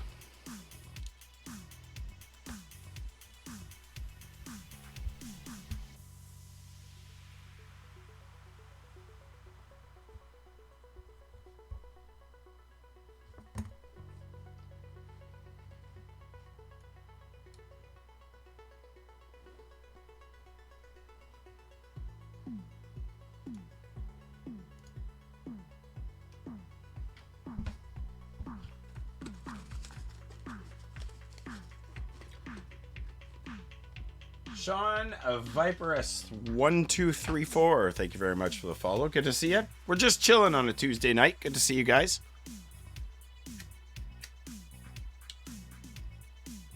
Appreciate you guys hanging out with us. Doing some amazing POSCON ATC.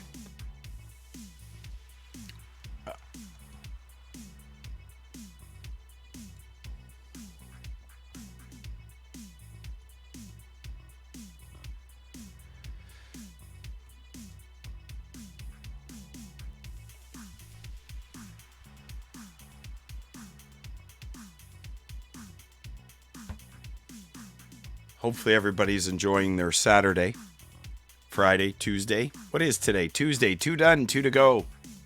This is going to be a good weekend, actually. 4 days off. We're off Friday, Saturday, Sunday, and Monday. We're going to do some flying tomorrow night. We're going into Minneapolis, St. Paul. Out of Glasgow. Not Scotland. And that'll be at 23:30 Zulu tomorrow. And then for sure we'll be doing more controlling on Saturday morning.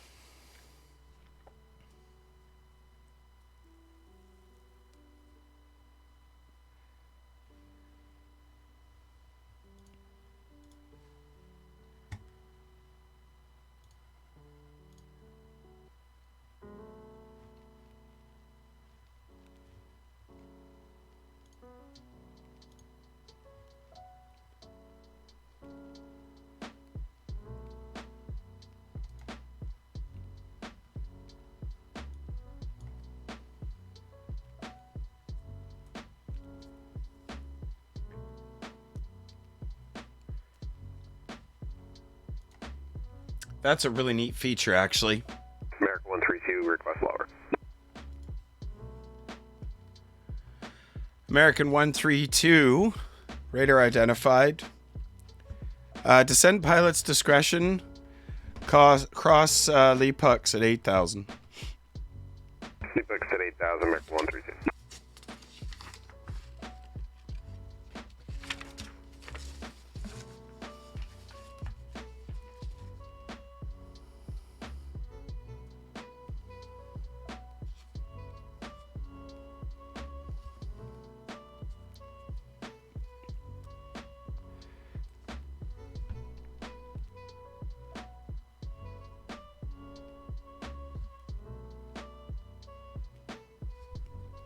American 132, Toronto, please ensure that you abide by all altitude restrictions on the chart.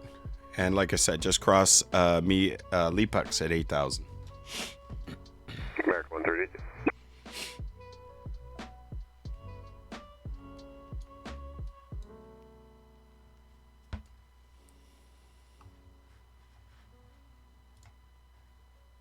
Oh, there isn't any. There isn't any. The only one is Lee Pucks at 8,000. This one doesn't have another one. Interesting. The other stars all have 2 at least.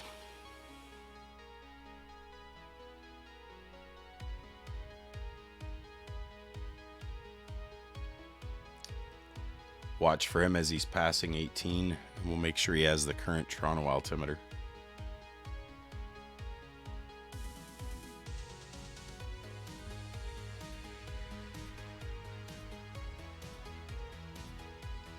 .3024, that's changed.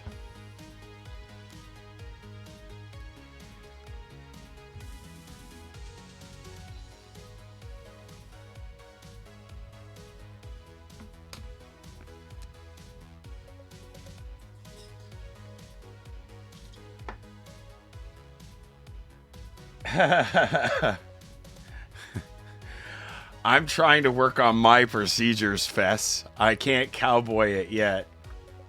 You're funny. Especially when my minimum safe altitude is barely 3,000 feet. Actually, 3,100 if you're near the CN Tower. which is 2,055 feet.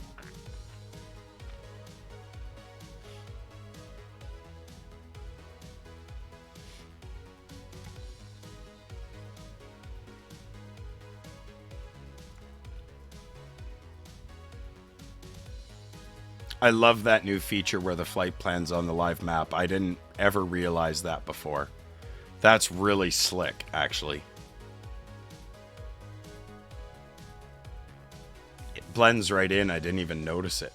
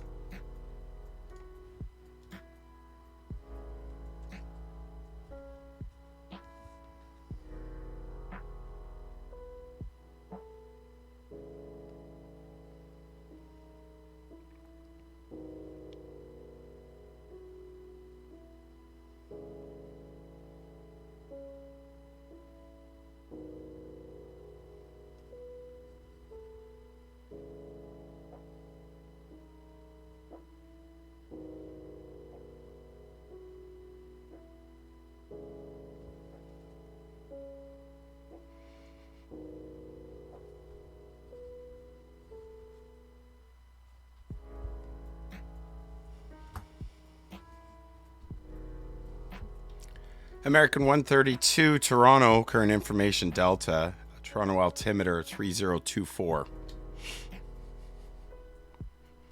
American 132.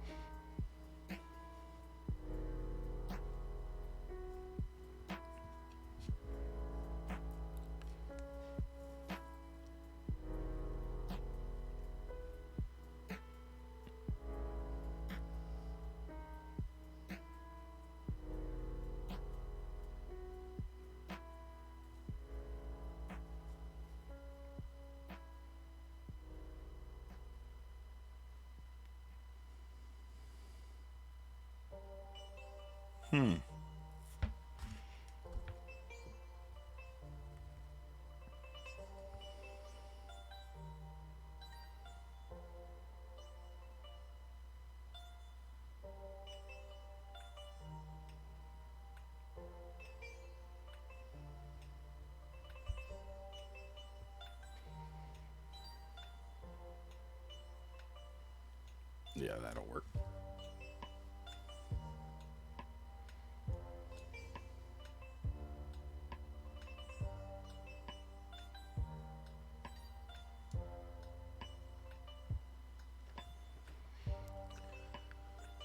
Scattered at 14. That's all there is. I think it's 7/8. No, I'd be broken. 5/8 maybe? What do they say?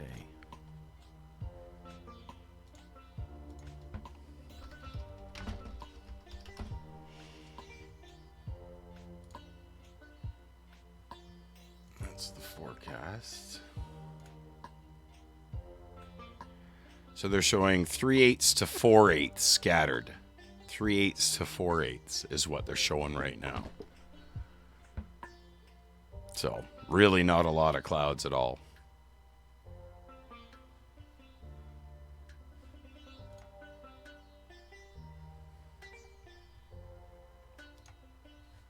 I mean, I don't know why they call it 4/8. You'd think they'd call that half, but I guess the sky is divided up in eighths. I'm sure Fess could explain to me why it's done in eighths. So 4/8 to me would be half. Half the sky is scattered. Well, must be an American thing. They come up with 3/8 to 4/8. It's kind of funny, actually.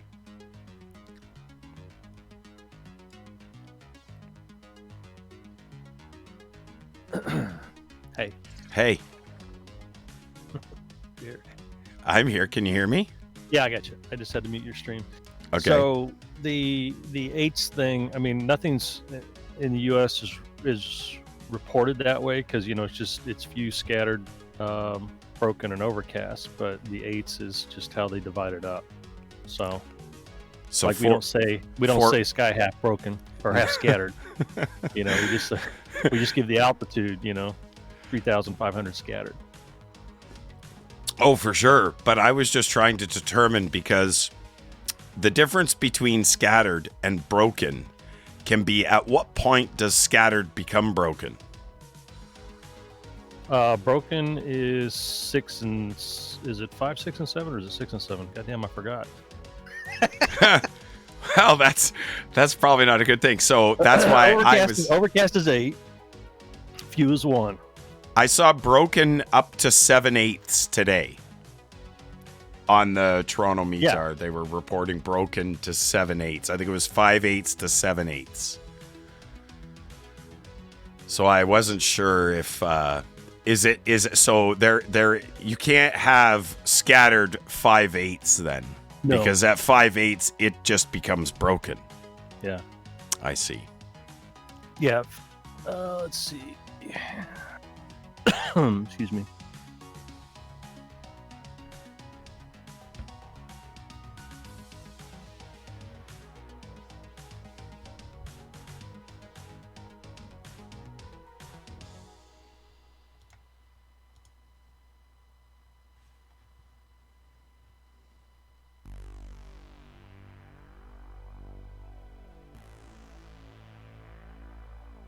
Yeah, so it's few is 1 to 2 actually. Few is 1 to 2? Yeah, according to this. Well, this is Octas. I've never heard that before. Octa. Okay, that's why, because it's with a K and not a C. Oh, I see. So few is 1 to 2, scattered 3 to 4, broken 5 to 7, and then overcast is 8. Unless they change the rules on me since I was in there, you know, because sometimes they do that. Yeah, they sometimes change the rules. I've seen them change the rules on me really quick, and I'm like, that's not how we used to do it. And I said, that's how we do it now. Master Chief put it in the chat. Few is half, scattered is 3/4, broken is 5, 6, and 7, and overcast is 8. Yeah, 3 to 4, 1 to 2, 3 to 4. Oh, 3 to 4, yeah.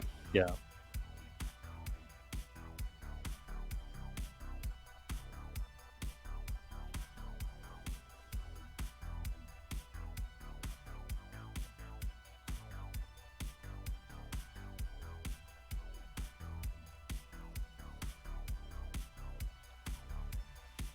My opinion ought to be to make it even, scattered ought to be 2, 3, and 4. Few should be 1. That's my opinion. That's probably would make more sense.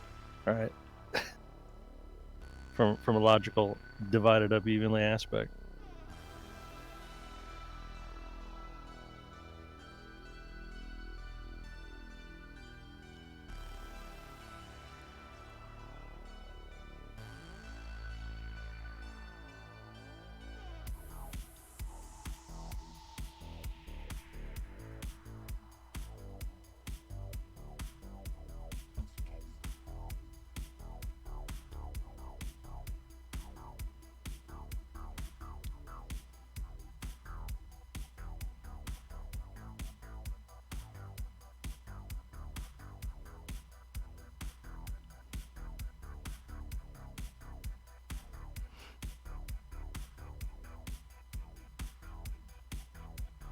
We're all overweight, man. It's the pandemic. Yeah. But screw it, gonna land. Oh, you're overweight? Overweight. That's awesome. That's okay. You were expecting to go all the way to Philly. You'd have a lot less fuel on you. Maybe you need a go-around or two. Just kidding. I put on a Pandemic 15 myself. I've put on at least a Pandemic 15. American 132 Toronto approach, descend and maintain 5,000. Then 5,000, American 132.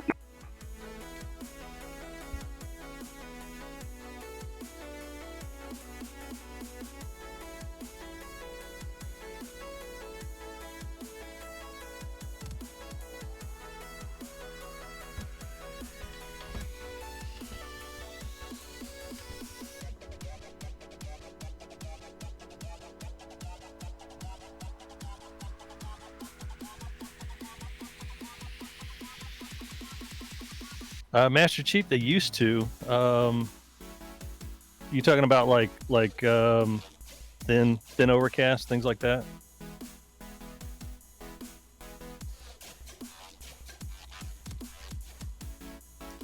American 132 Toronto Airport is 15 miles to your 2 o'clock. Turn right heading 210, clear ILS approach runway 23.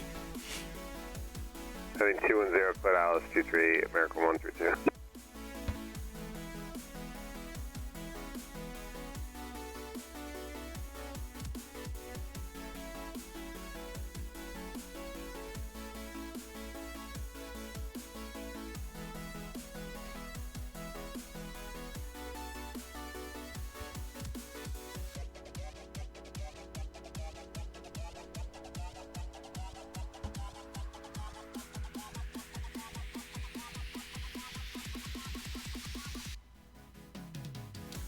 So, in remark, C Oh, the type of clouds?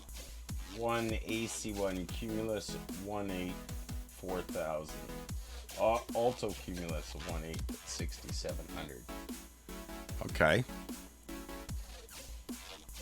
The AC4 Yeah, it's because the is controllers down in the Cumulus. US are too busy separating airplanes, you know. Oh, They're putting remarks in on the weather. is that the way it works? You guys don't use remarks down there? Oh yeah, they do. I mean, a lot of it's automated. Stuff will go in, but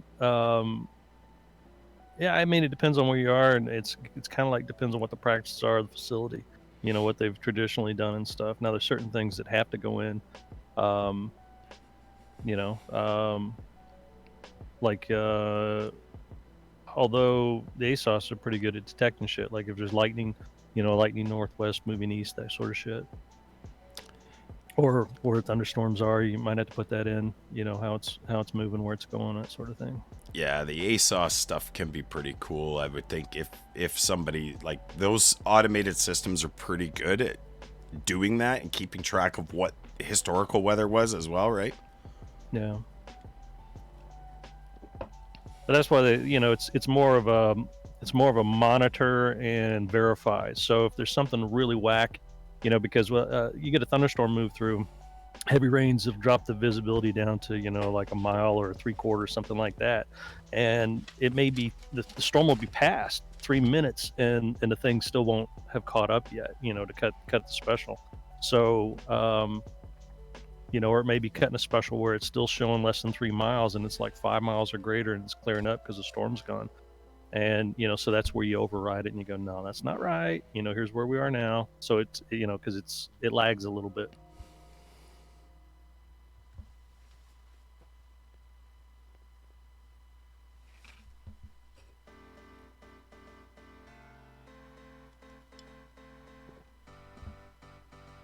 I think my last beer might be a block of ice sitting outside the door. She pretty cold here tonight.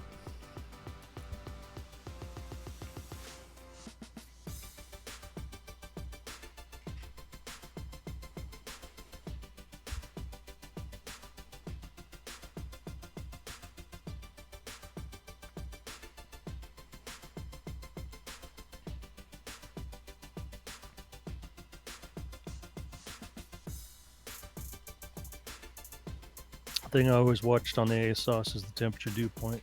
As nightfall comes, as the temperature drops to reach the dew point, because that's when it gets shitty. Yeah, but you guys don't have high humidity there, do you? Yeah. Do you?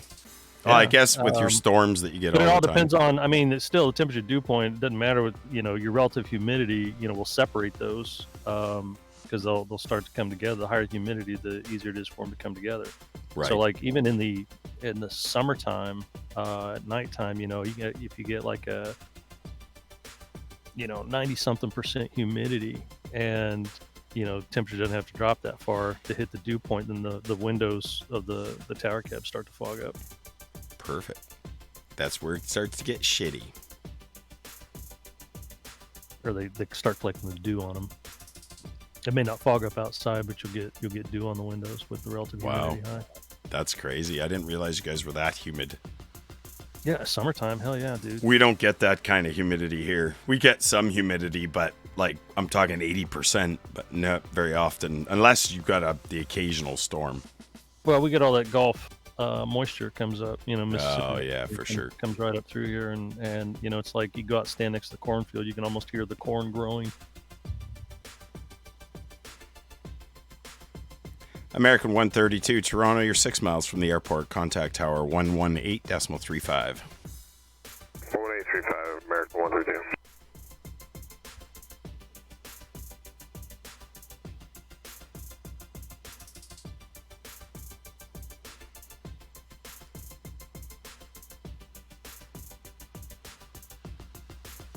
American 132 on runway 23 approach. American 132, Toronto Tower, good afternoon. Winds or 280 at 11 knots, runway 23, clear to land. Clear to land, 23, American 132.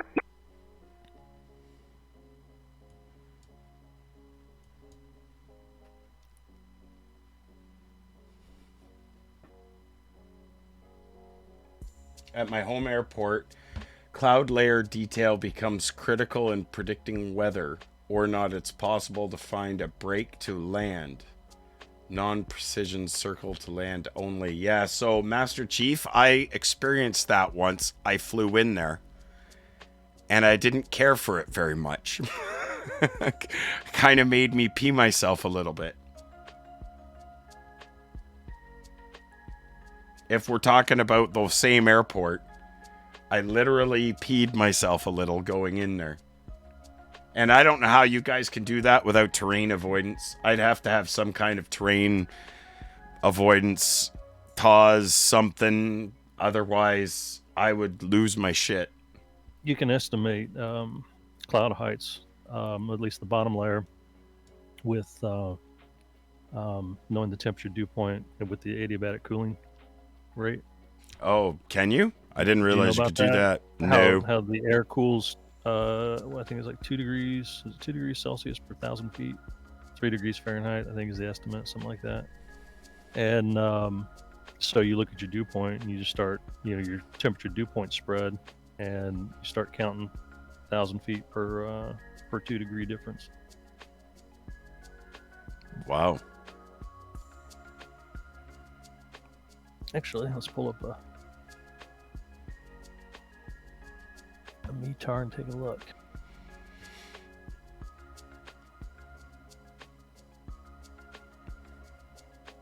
Uh-oh. Oh, there it goes. Uh-oh. American 132 contact, radar contact lost. That's not good.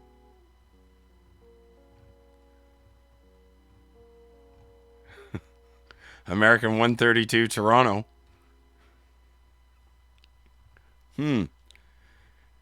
That didn't work out well.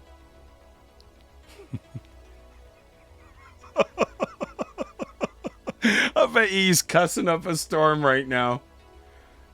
No, was he? Did he just ghost all of a sudden? Oh, that's awesome.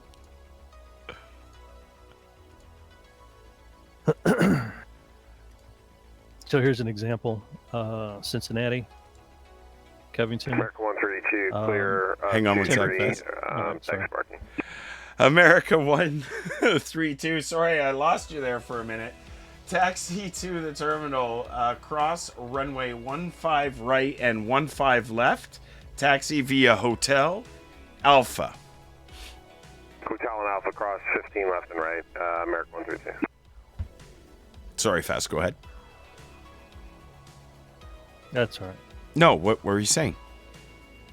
Well, like, I mean, it's close, but it's like I said, it's a good estimate. Usually get you within 500 or 1,000. So that you said 2 degrees per 1,000 feet. I believe that is the rate, if I recall correctly. Let's see. Let me double check it.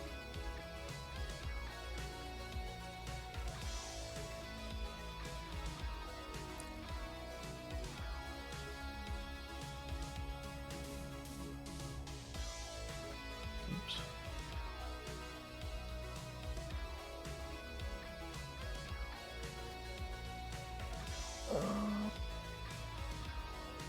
Or is it 3? Oh shit, I was off on that. 3 degrees Celsius per 1,000 feet. 3 degrees Celsius per 1,000 feet. So you could pretty much assume where you're going to run into issues then based on that generic formula. I mean, it's not perfect probably, but it probably works close pretty to good. it'll give you a good idea where there's a cloud base, or where there's, it may not be the base, it may be right in the middle of it or whatever. But like, let's see, there's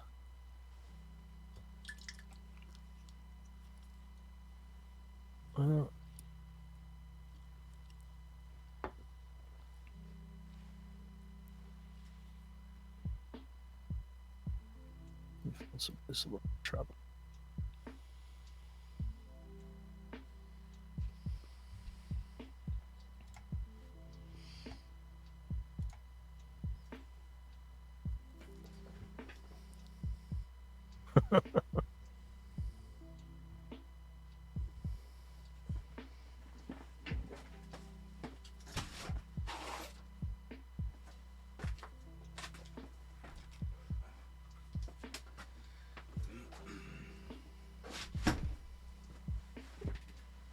Well, the beer's not frozen. That's all that matters.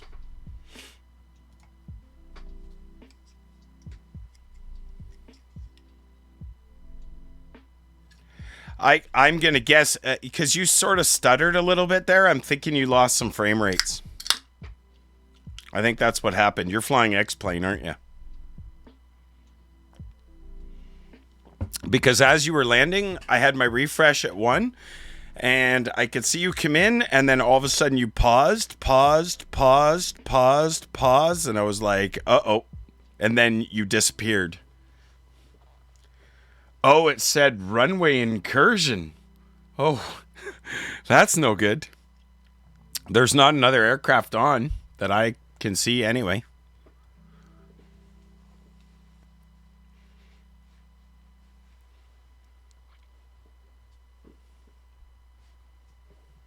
Runway incursion.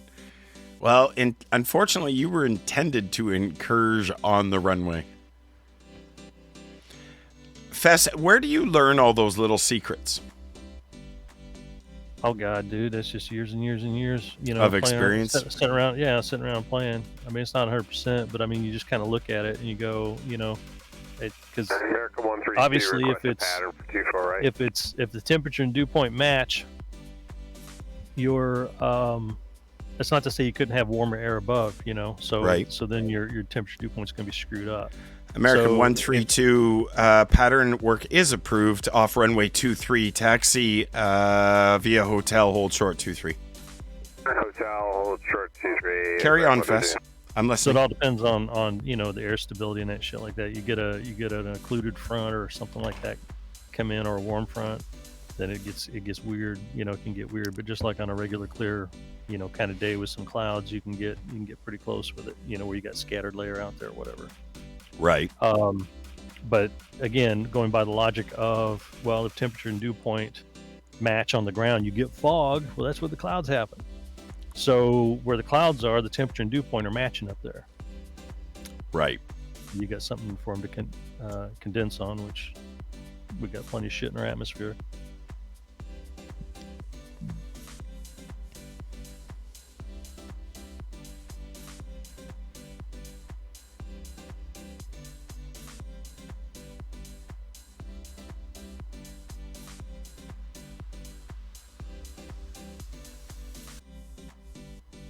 I saw AJ said something about turning your trails on or something. Yeah, I can turn the history on. Yeah, the in the approach phase, most people run them all the way up. I don't know what that looked like at the center when they're doing 400 though. That may be too long for you. It may be. I don't have them on right now because I'm really not. I know it's historically most people ran them with them on in the approach phase because we didn't have PTL lines out in front. Didn't have the little pointers, right in the approach. Now with stars they do, but you still run the trails, especially if you're doing like a surveillance approach. The great thing about the PTLs with the pointer out front is it gives you an immediate indication that the guy's starting to turn. So sometimes pilots will do crazy Ivans on you, out of nothing, nowhere. Like, where are you going? And then it's usually like, you all right? And he's like, oh, sorry, our autopilot. It's usually the case. Our autopilot messed up, which means they probably accidentally hit something. That would or it's suck. a Mooney or a Bonanza, and it is an autopilot screw up. Where did I put that?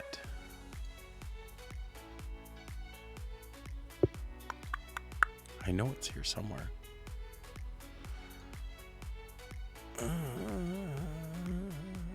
Speed type.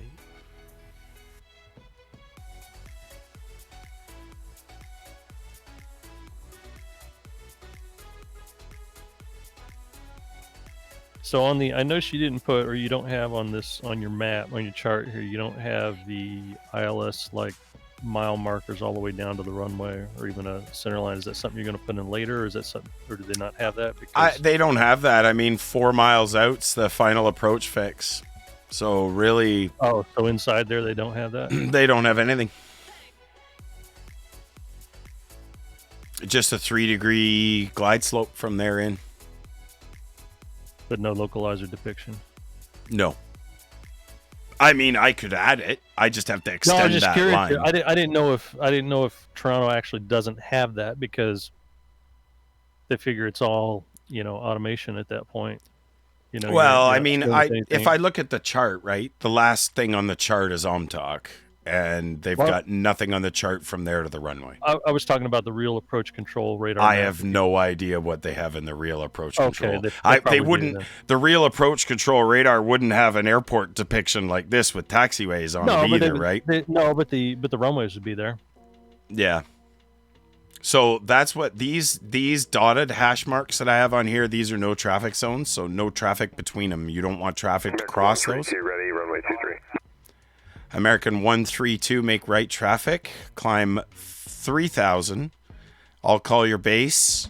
Clear for takeoff, runway 23. Runway 3000, you follow us base. Right traffic, American 132. So I don't know how fast I could get the real image of the real approach control. Yeah, sure, if I could get it. Yeah, I'm sure it's just a single line out for the runway with hash marks on it, I would think. Just like they have on what's that Pro Control thing that Zodius has? I don't remember what it's called.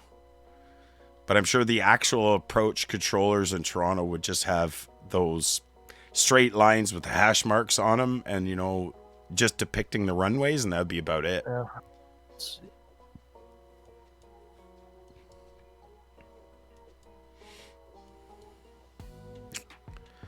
I wondered where I have that. Why am I having troubles find it? Because I am blind.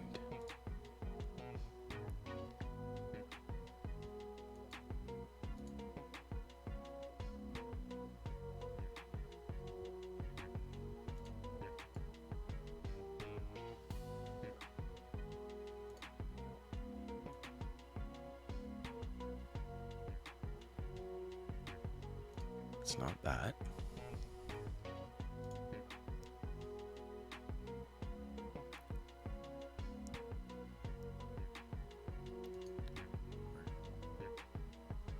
Where's my history?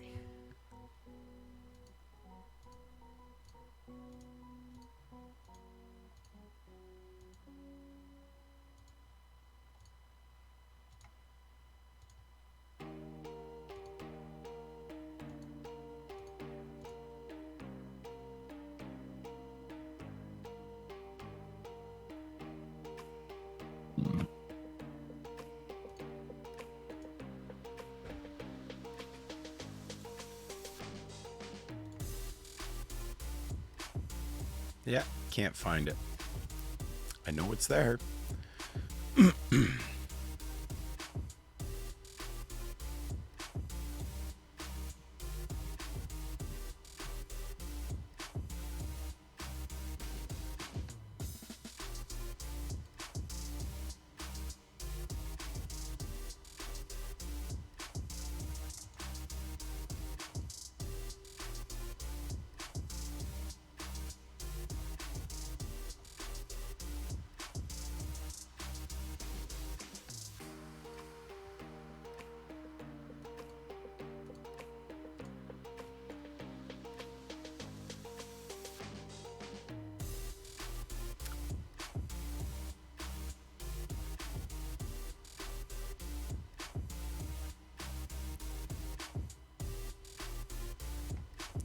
Matt, are you still in the chat?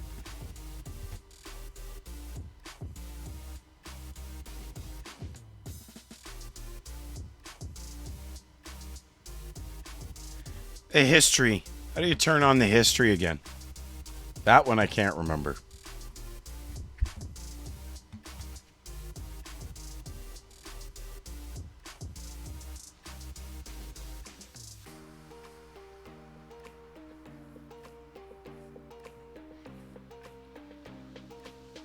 Okay, I was going to show you the history, Fess.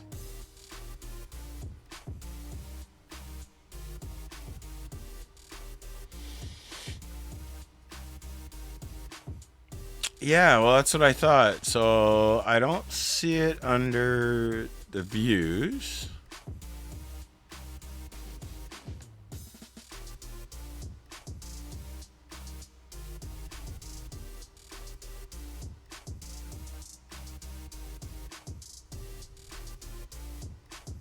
I would think it would say HIST or something like that.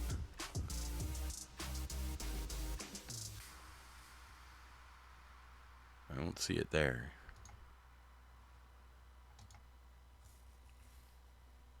Radar filter.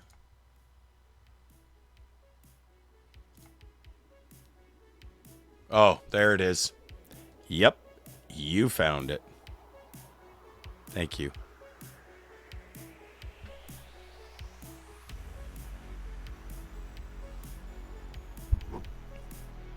That's the history there, Fess. I don't know if that would really be very helpful. I don't know why anybody would want that, actually. I mean, I guess it's good to see where they win.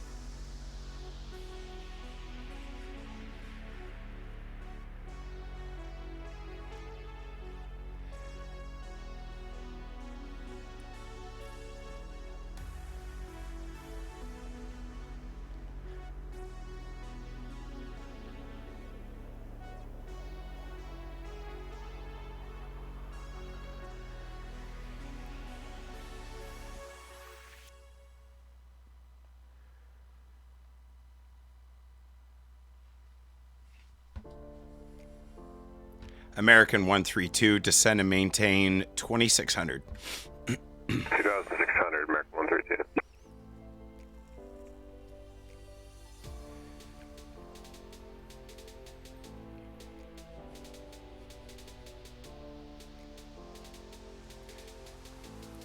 American 132, turn right, heading 150.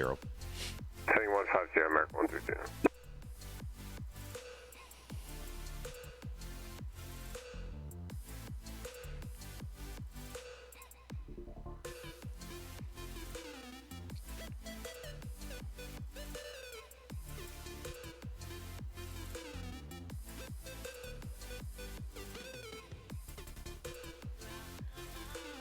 Chris Lewis.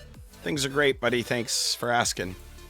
American 132, turn right, heading 210. The airport is 8 miles at your 3 o'clock. Clear visual, approach runway 23. Clear visual 23, American 132.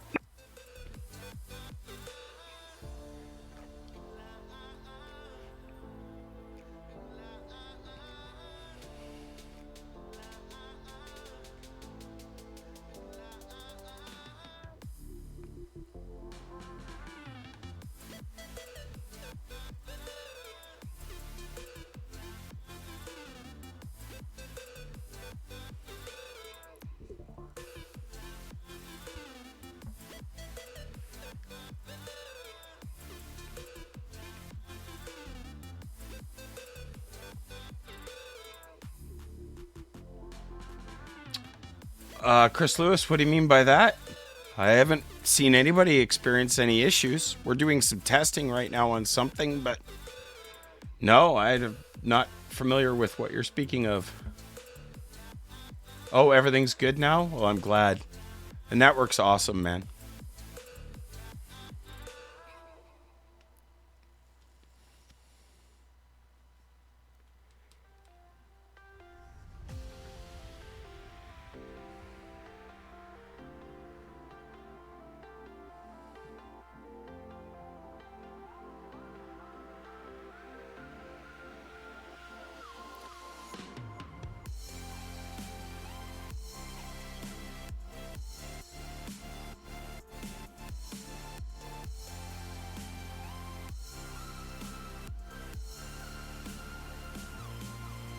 American 132, you're 4.2 from the runway. Cleared runway 23, sorry, cleared to land. Clear 923, American 132. I dink that.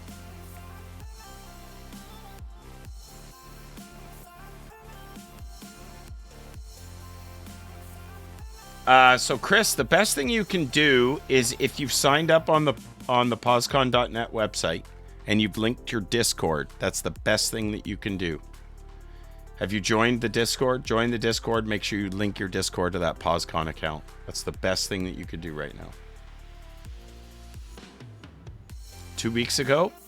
Well, it takes time. There's a long list. A lot of people that want on the network, right? But if you aren't registered and linked, you won't get your invite. Got to make sure that you're registered, you're in the Discord, and you've linked your Discord to the network.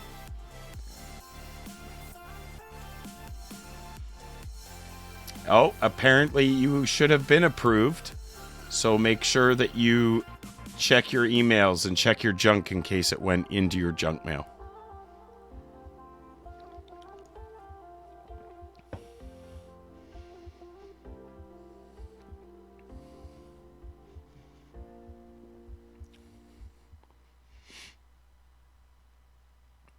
Let's see how this works.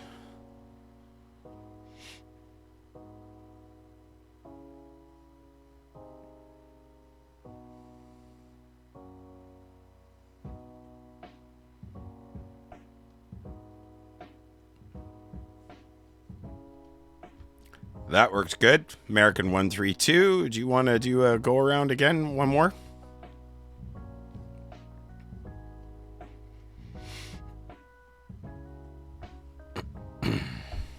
Sure, American 132, rejected landing. We're going around.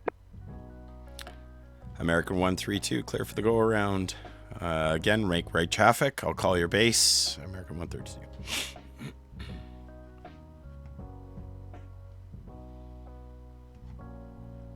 Toronto approach, Premier November 54 Delta Charlie, with you at 25,000, doing 500 knots. We are 29 miles from Herbal and expecting number 4 approach.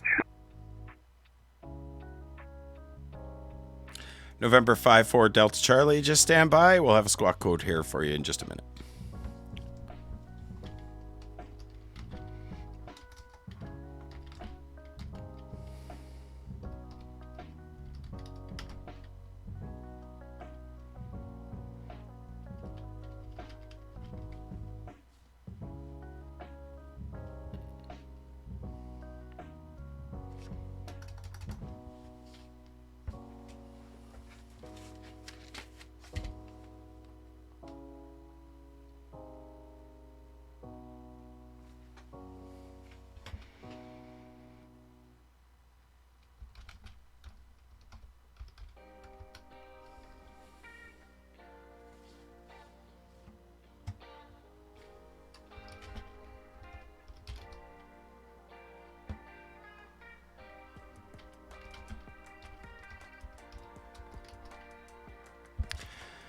November 54 Delta Charlie, squawk 5366. Squawk 5366.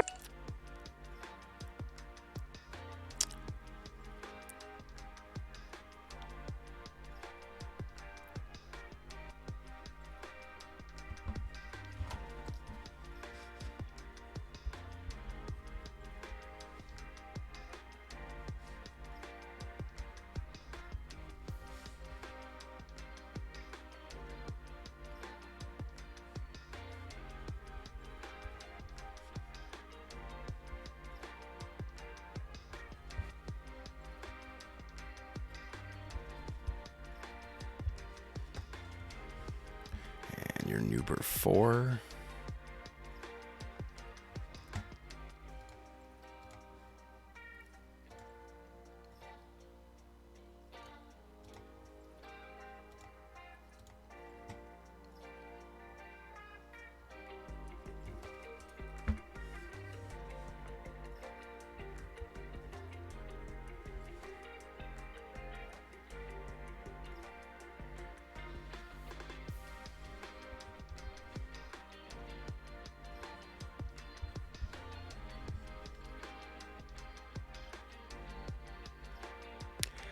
November 54 Delta Charlie, radar identified. Expect runway 24 right.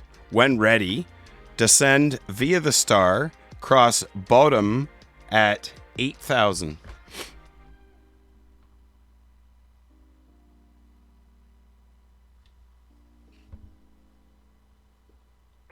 Roger, cleared for 24 right. No. Via Vodum, descended. Could you repeat that? Yep. You can expect runway 24 right, descend via the star, cross bottom at 8,000.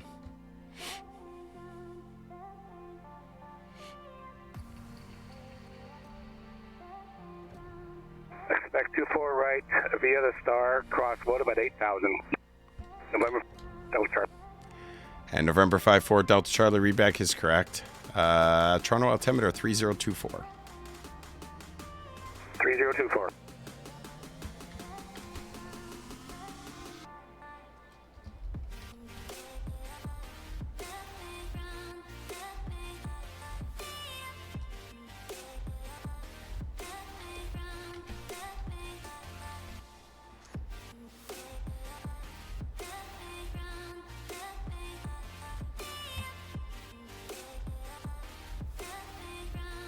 American 132, descend and maintain 2,500. Turn right, heading 150.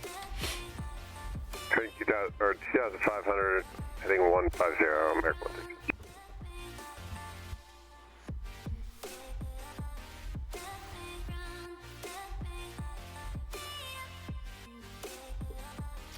Yeah, so Chris, I've got 5 screens connected to this machine right now. but 3 of them are projectors.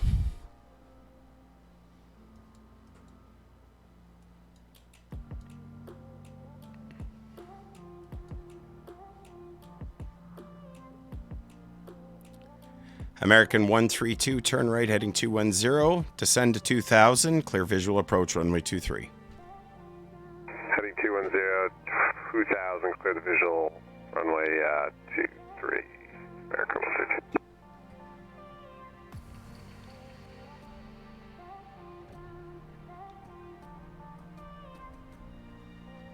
132. The chart that you're actually seeing is what's up on my second screen. Oh, we've got Delta 9950 here.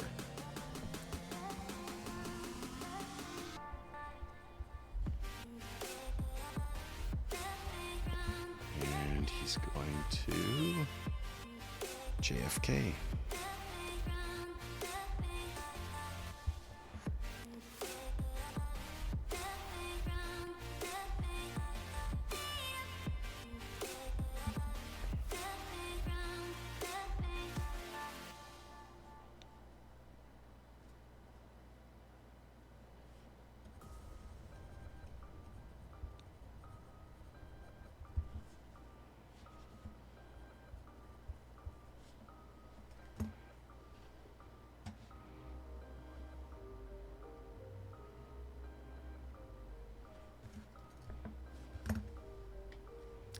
American 132, Toronto is 4.2 miles at your 12 o'clock. Runway 23, clear to land.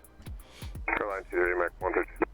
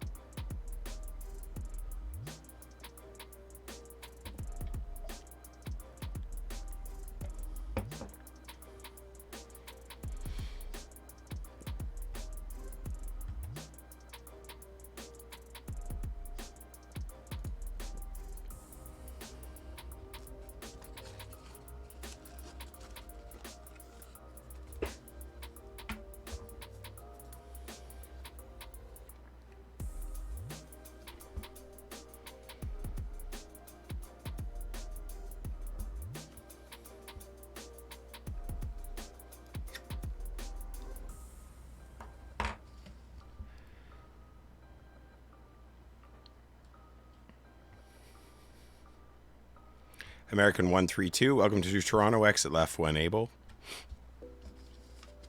Left one able, American 132.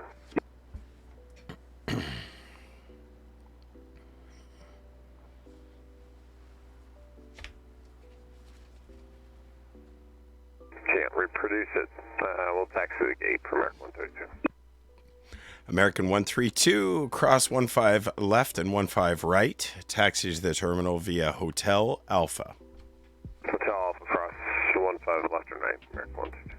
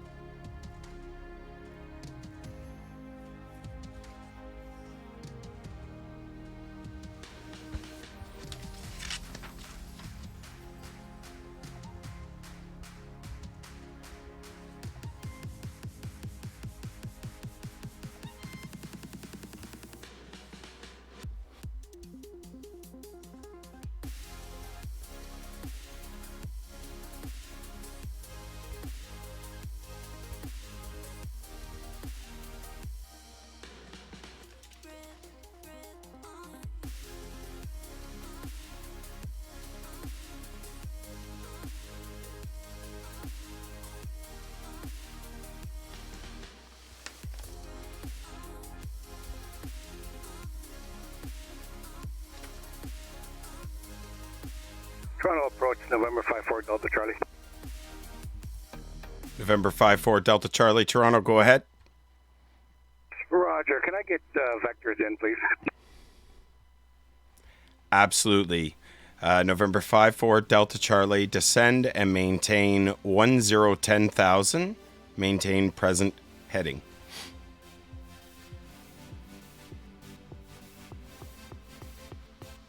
Descend 10,000, maintain heading.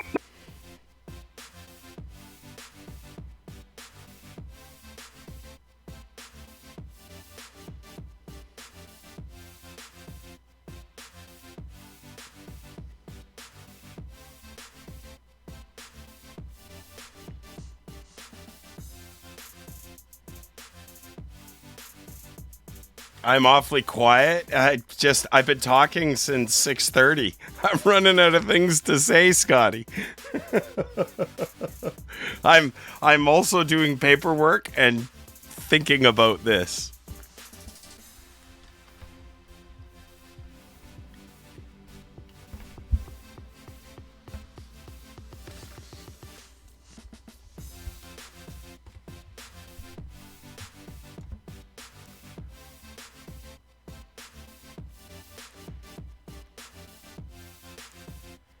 November 54 Delta Charlie, turn right heading 090, down for 8,000.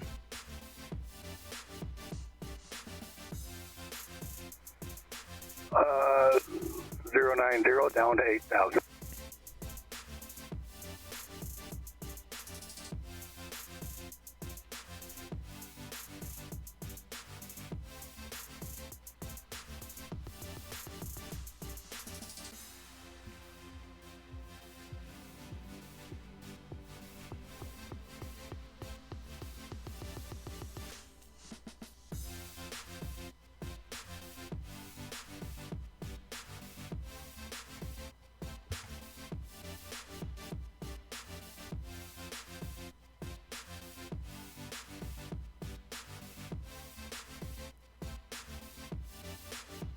November 54 Delta Charlie, turn right heading 100. Turn right heading 100, November 54 Delta Charlie.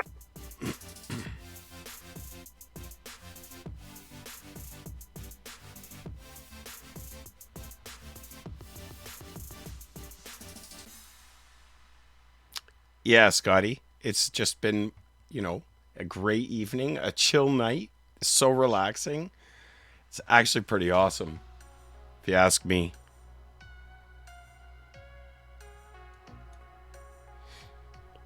Nobody has any questions to say either in the chat. Nobody's been asking any questions. Well, we've been asking lots of questions. Lots of chat's been going on just since you showed up. This is more exciting than watching mechanics work.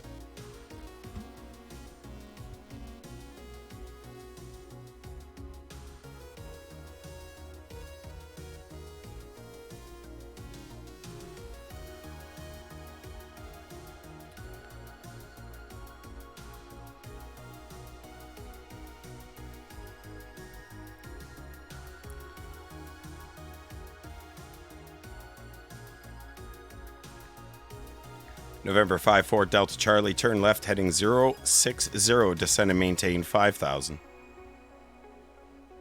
Left 060, descend, maintain 5,000.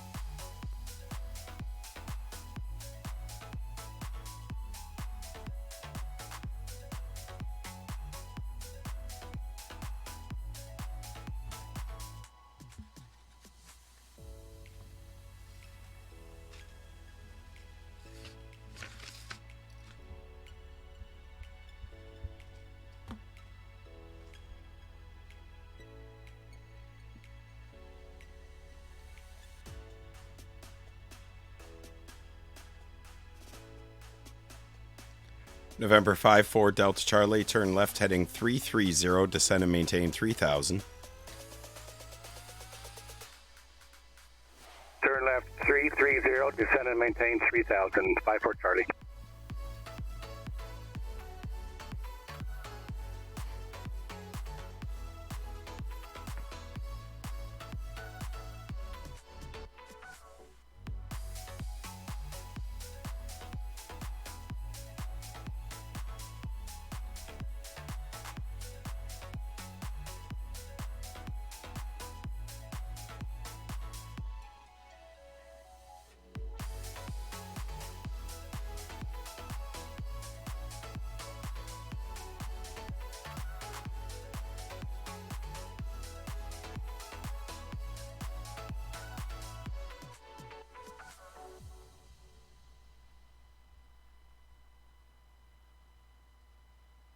Yes, I have to do some cleaning, Scotty.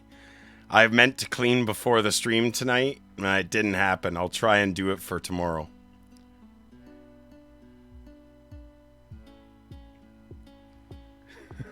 It's just a little collection. Good evening, Delta 9950 Heavy clearance to JFK. Delta 9950, Toronto ATIS information. Delta is current. Your clearance is on request. Stand by.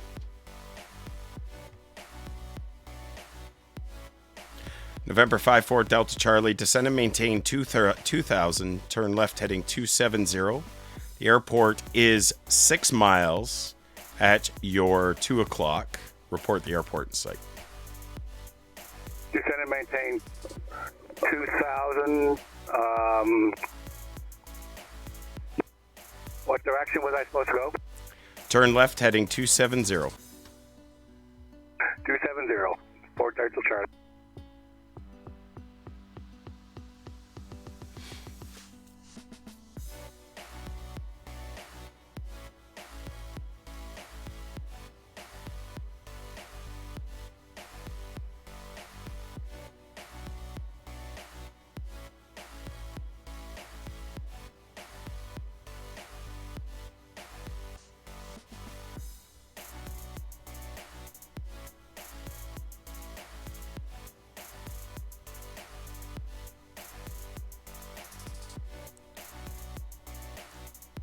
Delta 9950, I have your clearance advised and ready to copy.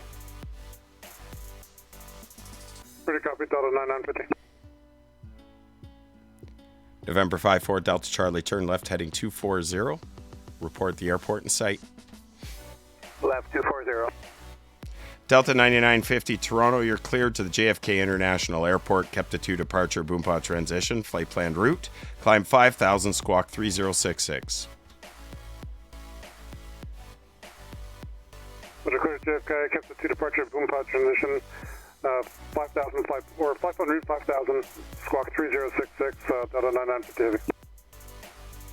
Delta 9950 Heavy Toronto, readback is correct. Expect runway 23. Push and start at your discretion. Contact ground 121.9 when ready for taxi. When ready for taxi, and we'll expect runway 23, roger. Airport's in sight, 54 Delta Charlie. November 5-4 Delta Charlie, 4.2 miles, runway 24 right, clear to land.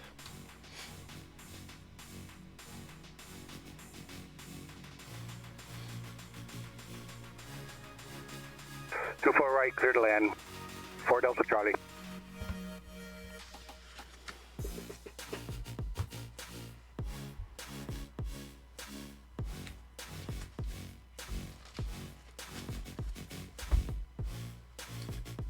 So far so good, Scotty. I mean, how does it sound? You tell me. I don't know. I'd have to go and watch the stream to see if it's working or not, but it sounds like it's pretty good. I know when I go over here and I read things, I forget that I'm further away from it. That's a bit of a challenge. Thanks, Star Lugo. I appreciate it.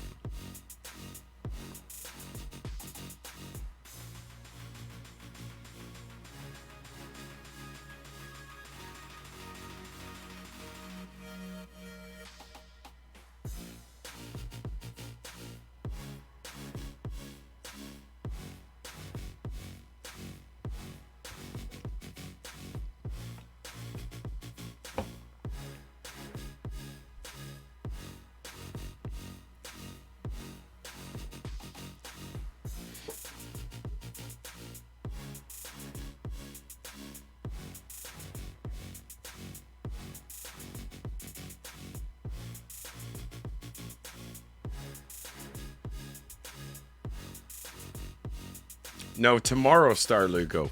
Tomorrow. This is Tuesday, not Wednesday.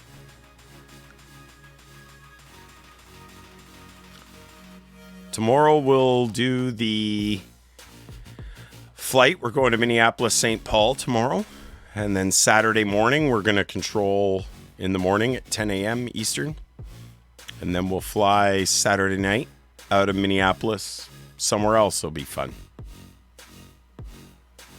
Oh, it is Wednesday for you, Starflex. Yeah, it turned out like it's mounted on it now. It's not too bad. I still should have the scissor mount for this mic. Should be here tomorrow, which will help because then I can position the mic here between the two monitors and then it's still within reach. Being on the desk, it's a pain in the ass.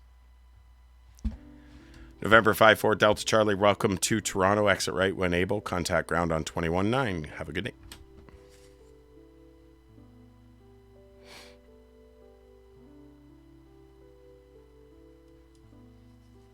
Toronto ground, November 5-4 Delta Charlie. November 5-4 Delta Charlie, Toronto ground. Taxi to terminal via Charlie Alpha. Sorry about that. Taxi to terminal via Charlie Alpha.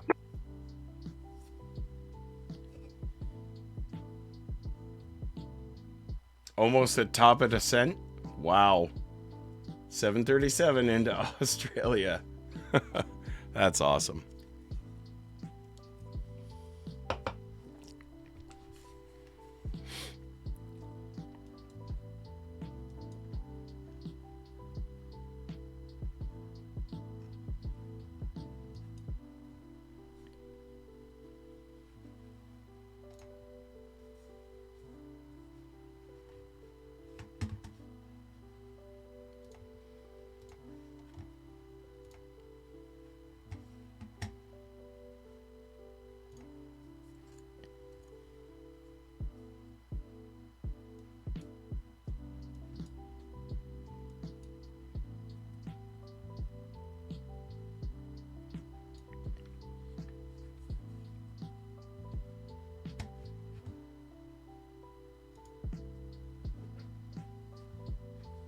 On the budget, engine died on me earlier on the budget flight yoke.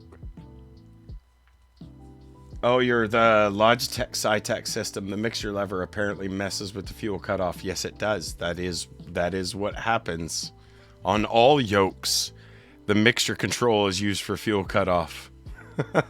Well, I guess you learned a lesson tonight, didn't you? That happens.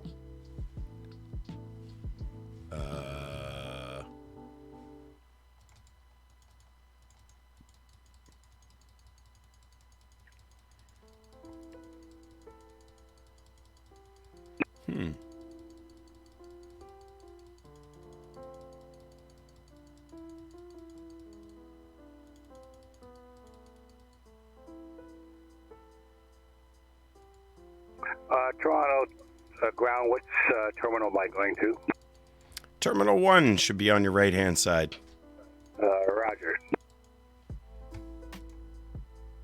That's interesting.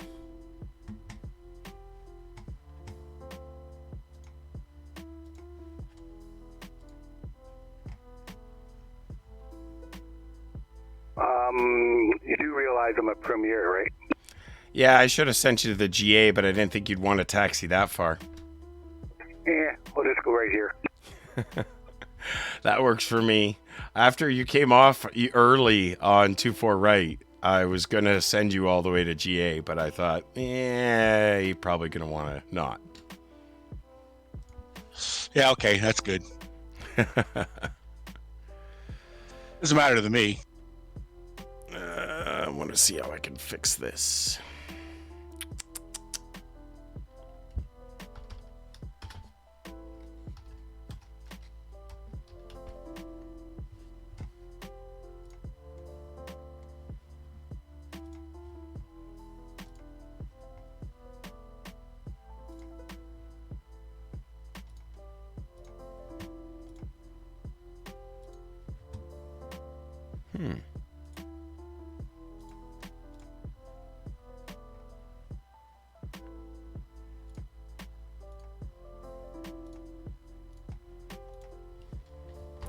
See if I can fix that.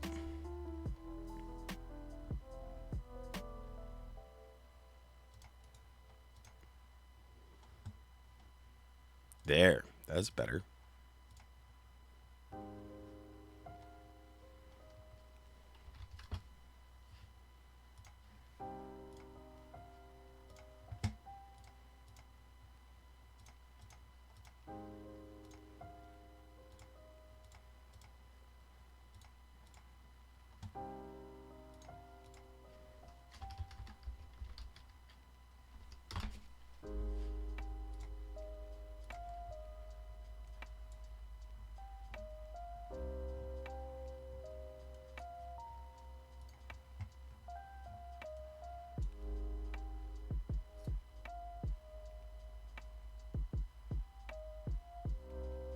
Hey, Quirt, how's it going, buddy?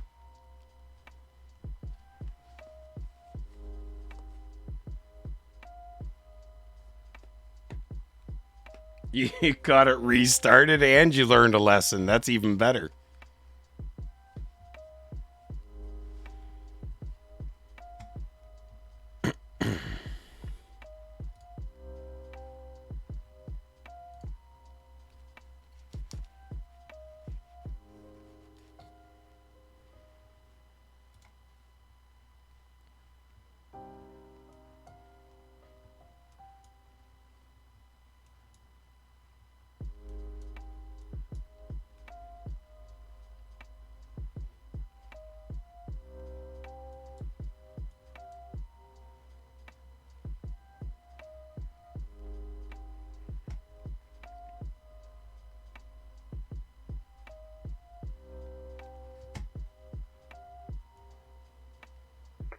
Toronto ground, Delta 9950 heavy, ready to taxi.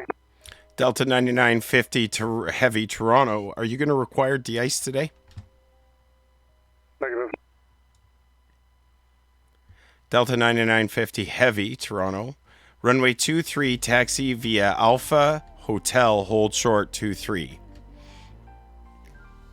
Alpha Hotel, hold short 23, Delta 9950 heavy.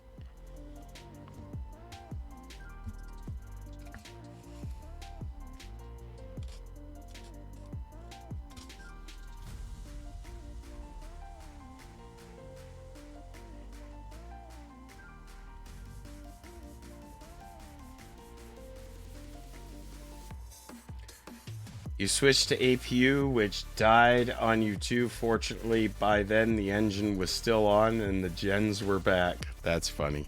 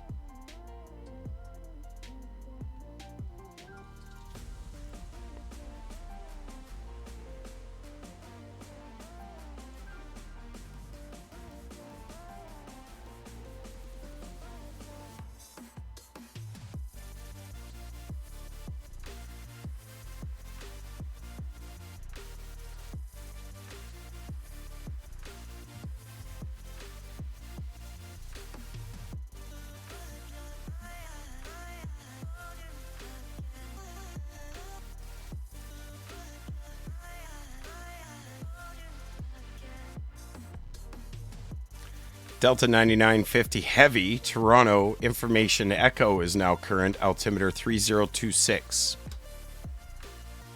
Module, pick up back out 3026, Delta 9950 heavy. Delta 9950 Heavy over to tower now, 118.35. Have a good night. 1835.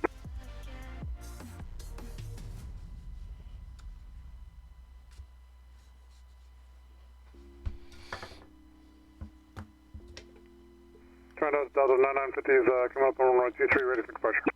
Delta 9950 Heavy, Toronto. Current winds 290 at 9, gusting to 15, runway 23, clear for takeoff. Clear for takeoff, runway 23, Delta 9950 Heavy.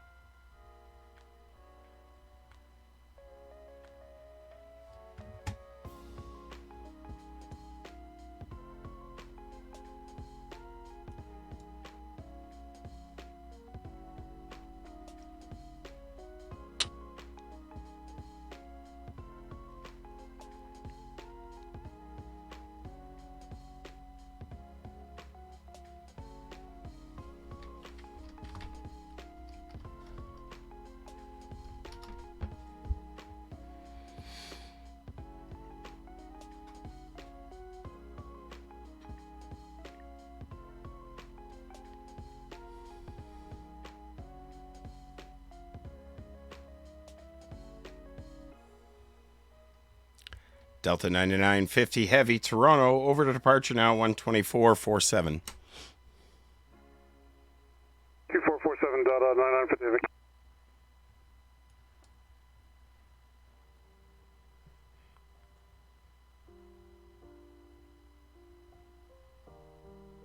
It's going good, Quirt. How are you? I gotta pee, though. I have to pee real bad. It's okay. Once this aircraft's out, we're going to be good. 9950 Heavy, 3,200 for 5,000. Delta 9950 Heavy, climb flight level 230, and turn left, direct, Boompa on course. Or, sorry, Rickham on course. My apologies. Okay, direct, say the fix one more time for Delta 9950 up to flight level 230. Delta 9950 Heavy, yes, up to 230, and left turn direct Rickham on course. Left turn direct Rickham, Delta 9950 Heavy.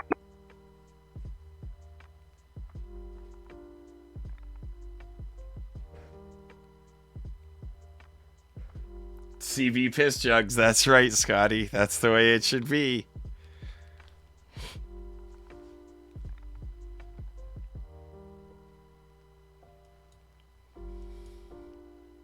This works out really, really well on the SID.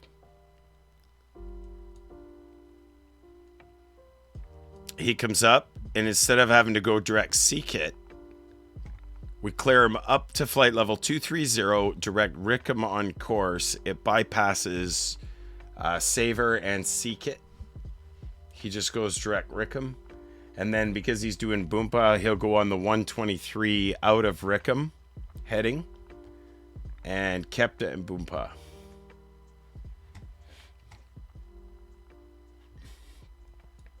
He's climbing real good, though.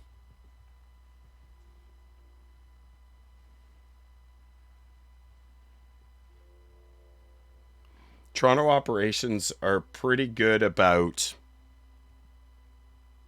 continuous ascent, continuous descent, if possible. They really want to get the airplanes up and get them out and get them gone.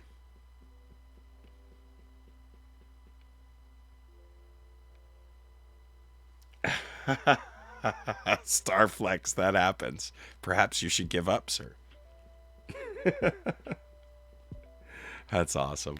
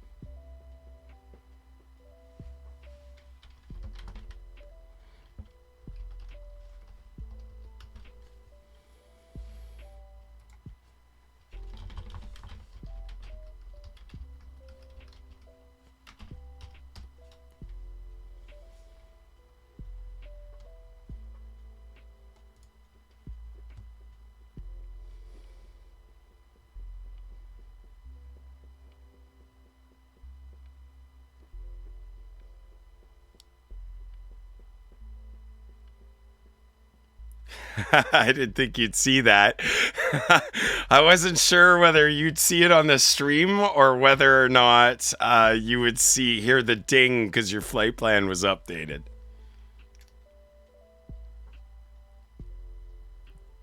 Is it really? Well, you're doing a pretty damn good job of it. You're climbing like a banshee, though. It's awesome.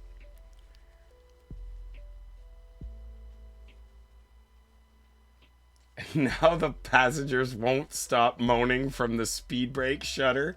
Nice. So if this is a revenue flight, clearly there's going to be some complaints. Maybe you should hand out your business card. Yeah, well, I wondered why you were sitting on the ground so long. Actually, I had no idea it was you until you called, and I was like, oh, look who it is. And as if I gave you your taxi instructions without the altimeter setting. At least it updated. Bad on me. I'm learning, man. Only a few mistakes. Not too bad. Could be worse. Could be better. I'll get there. Don't fire me yet.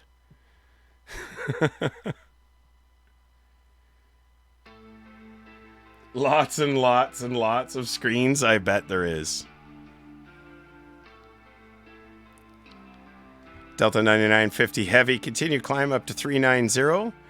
Radar services are terminated. Toronto Center is offline. Frequency changed approved. Have a good day. The 50390, Delta 9950, thanks. See ya!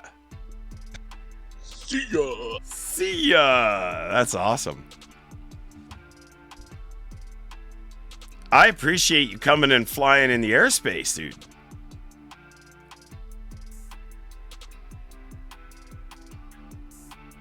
Drone as well? Well, I'm still learning for me. Drone, that's the best part about this. We can learn together. Yeah, and the issue, the only reason I went to vectors is because I didn't know what you said. So if you look at the chart, which was the Nuber 4 arrival, if you look at that, I said to cross bottom at 8,000. Bottom. Bravo, Yeah, Oscar, Tango, Uniform, Mike. I'm not sure if you see that on your chart. No, I didn't. Well, I thought you said Vodem, Vodem, and I was looking for Vodem and I couldn't find it anywhere. Nope. It was Bravo, Oscar, Tango, Uniform, Mike. Bodum. Yeah, you should have said Bravo something on. I would have figured it out. Well, if you had said, what was that waypoint again? A third time, I would have said Bravo, Oscar, Tango, Uniform, Mike. I thought I did actually spell it out for you. No, I asked you twice and you said the same thing. I thought, okay, I don't know where that is on the chart. So when I get close, I'll just ask for vectors. It's all good. You were high though. You didn't descend down to 2,000 very quickly. So that was my fault. I guess I should have run you out longer than I did. That's okay. I'm still trying to find where it is on the charts and with Navigraph. So if you look at the Nuber 4 arrival for runway 23 and 24 left and right.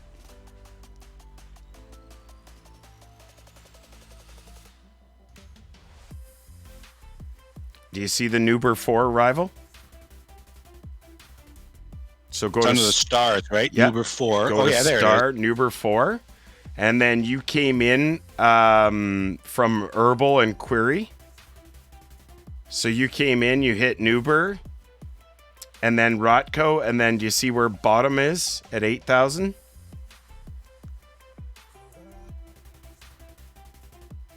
Yeah, I see that. So that's the one I was giving you, was bottom at 8,000. Okay. It's all good. It's all good. I love it. I love it when you fly, though, because it's a chance for me to have some more traffic. So it's awesome. And then AJ wanted some pattern work, which was all right. Probably didn't quite do that.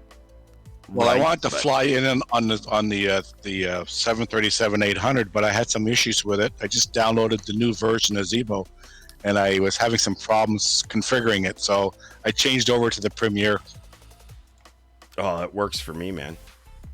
And Starflex the second, FAA is going to scream at me too, was at 255 at 9,000 feet. Well, 5 knots. They're not going to scream at you that bad. That's awesome. That's absolutely awesome. All right, guys, what we're going to do is we're going to pretty much end it there. Delta 9950 Heavy is on his way. Toronto approach will now be closed. We're going to send you guys over to another controller, only this guy is probably going to be a hell of a lot more talented than I am. I would like you all to say a warm hello to Mr. Cleared Approach.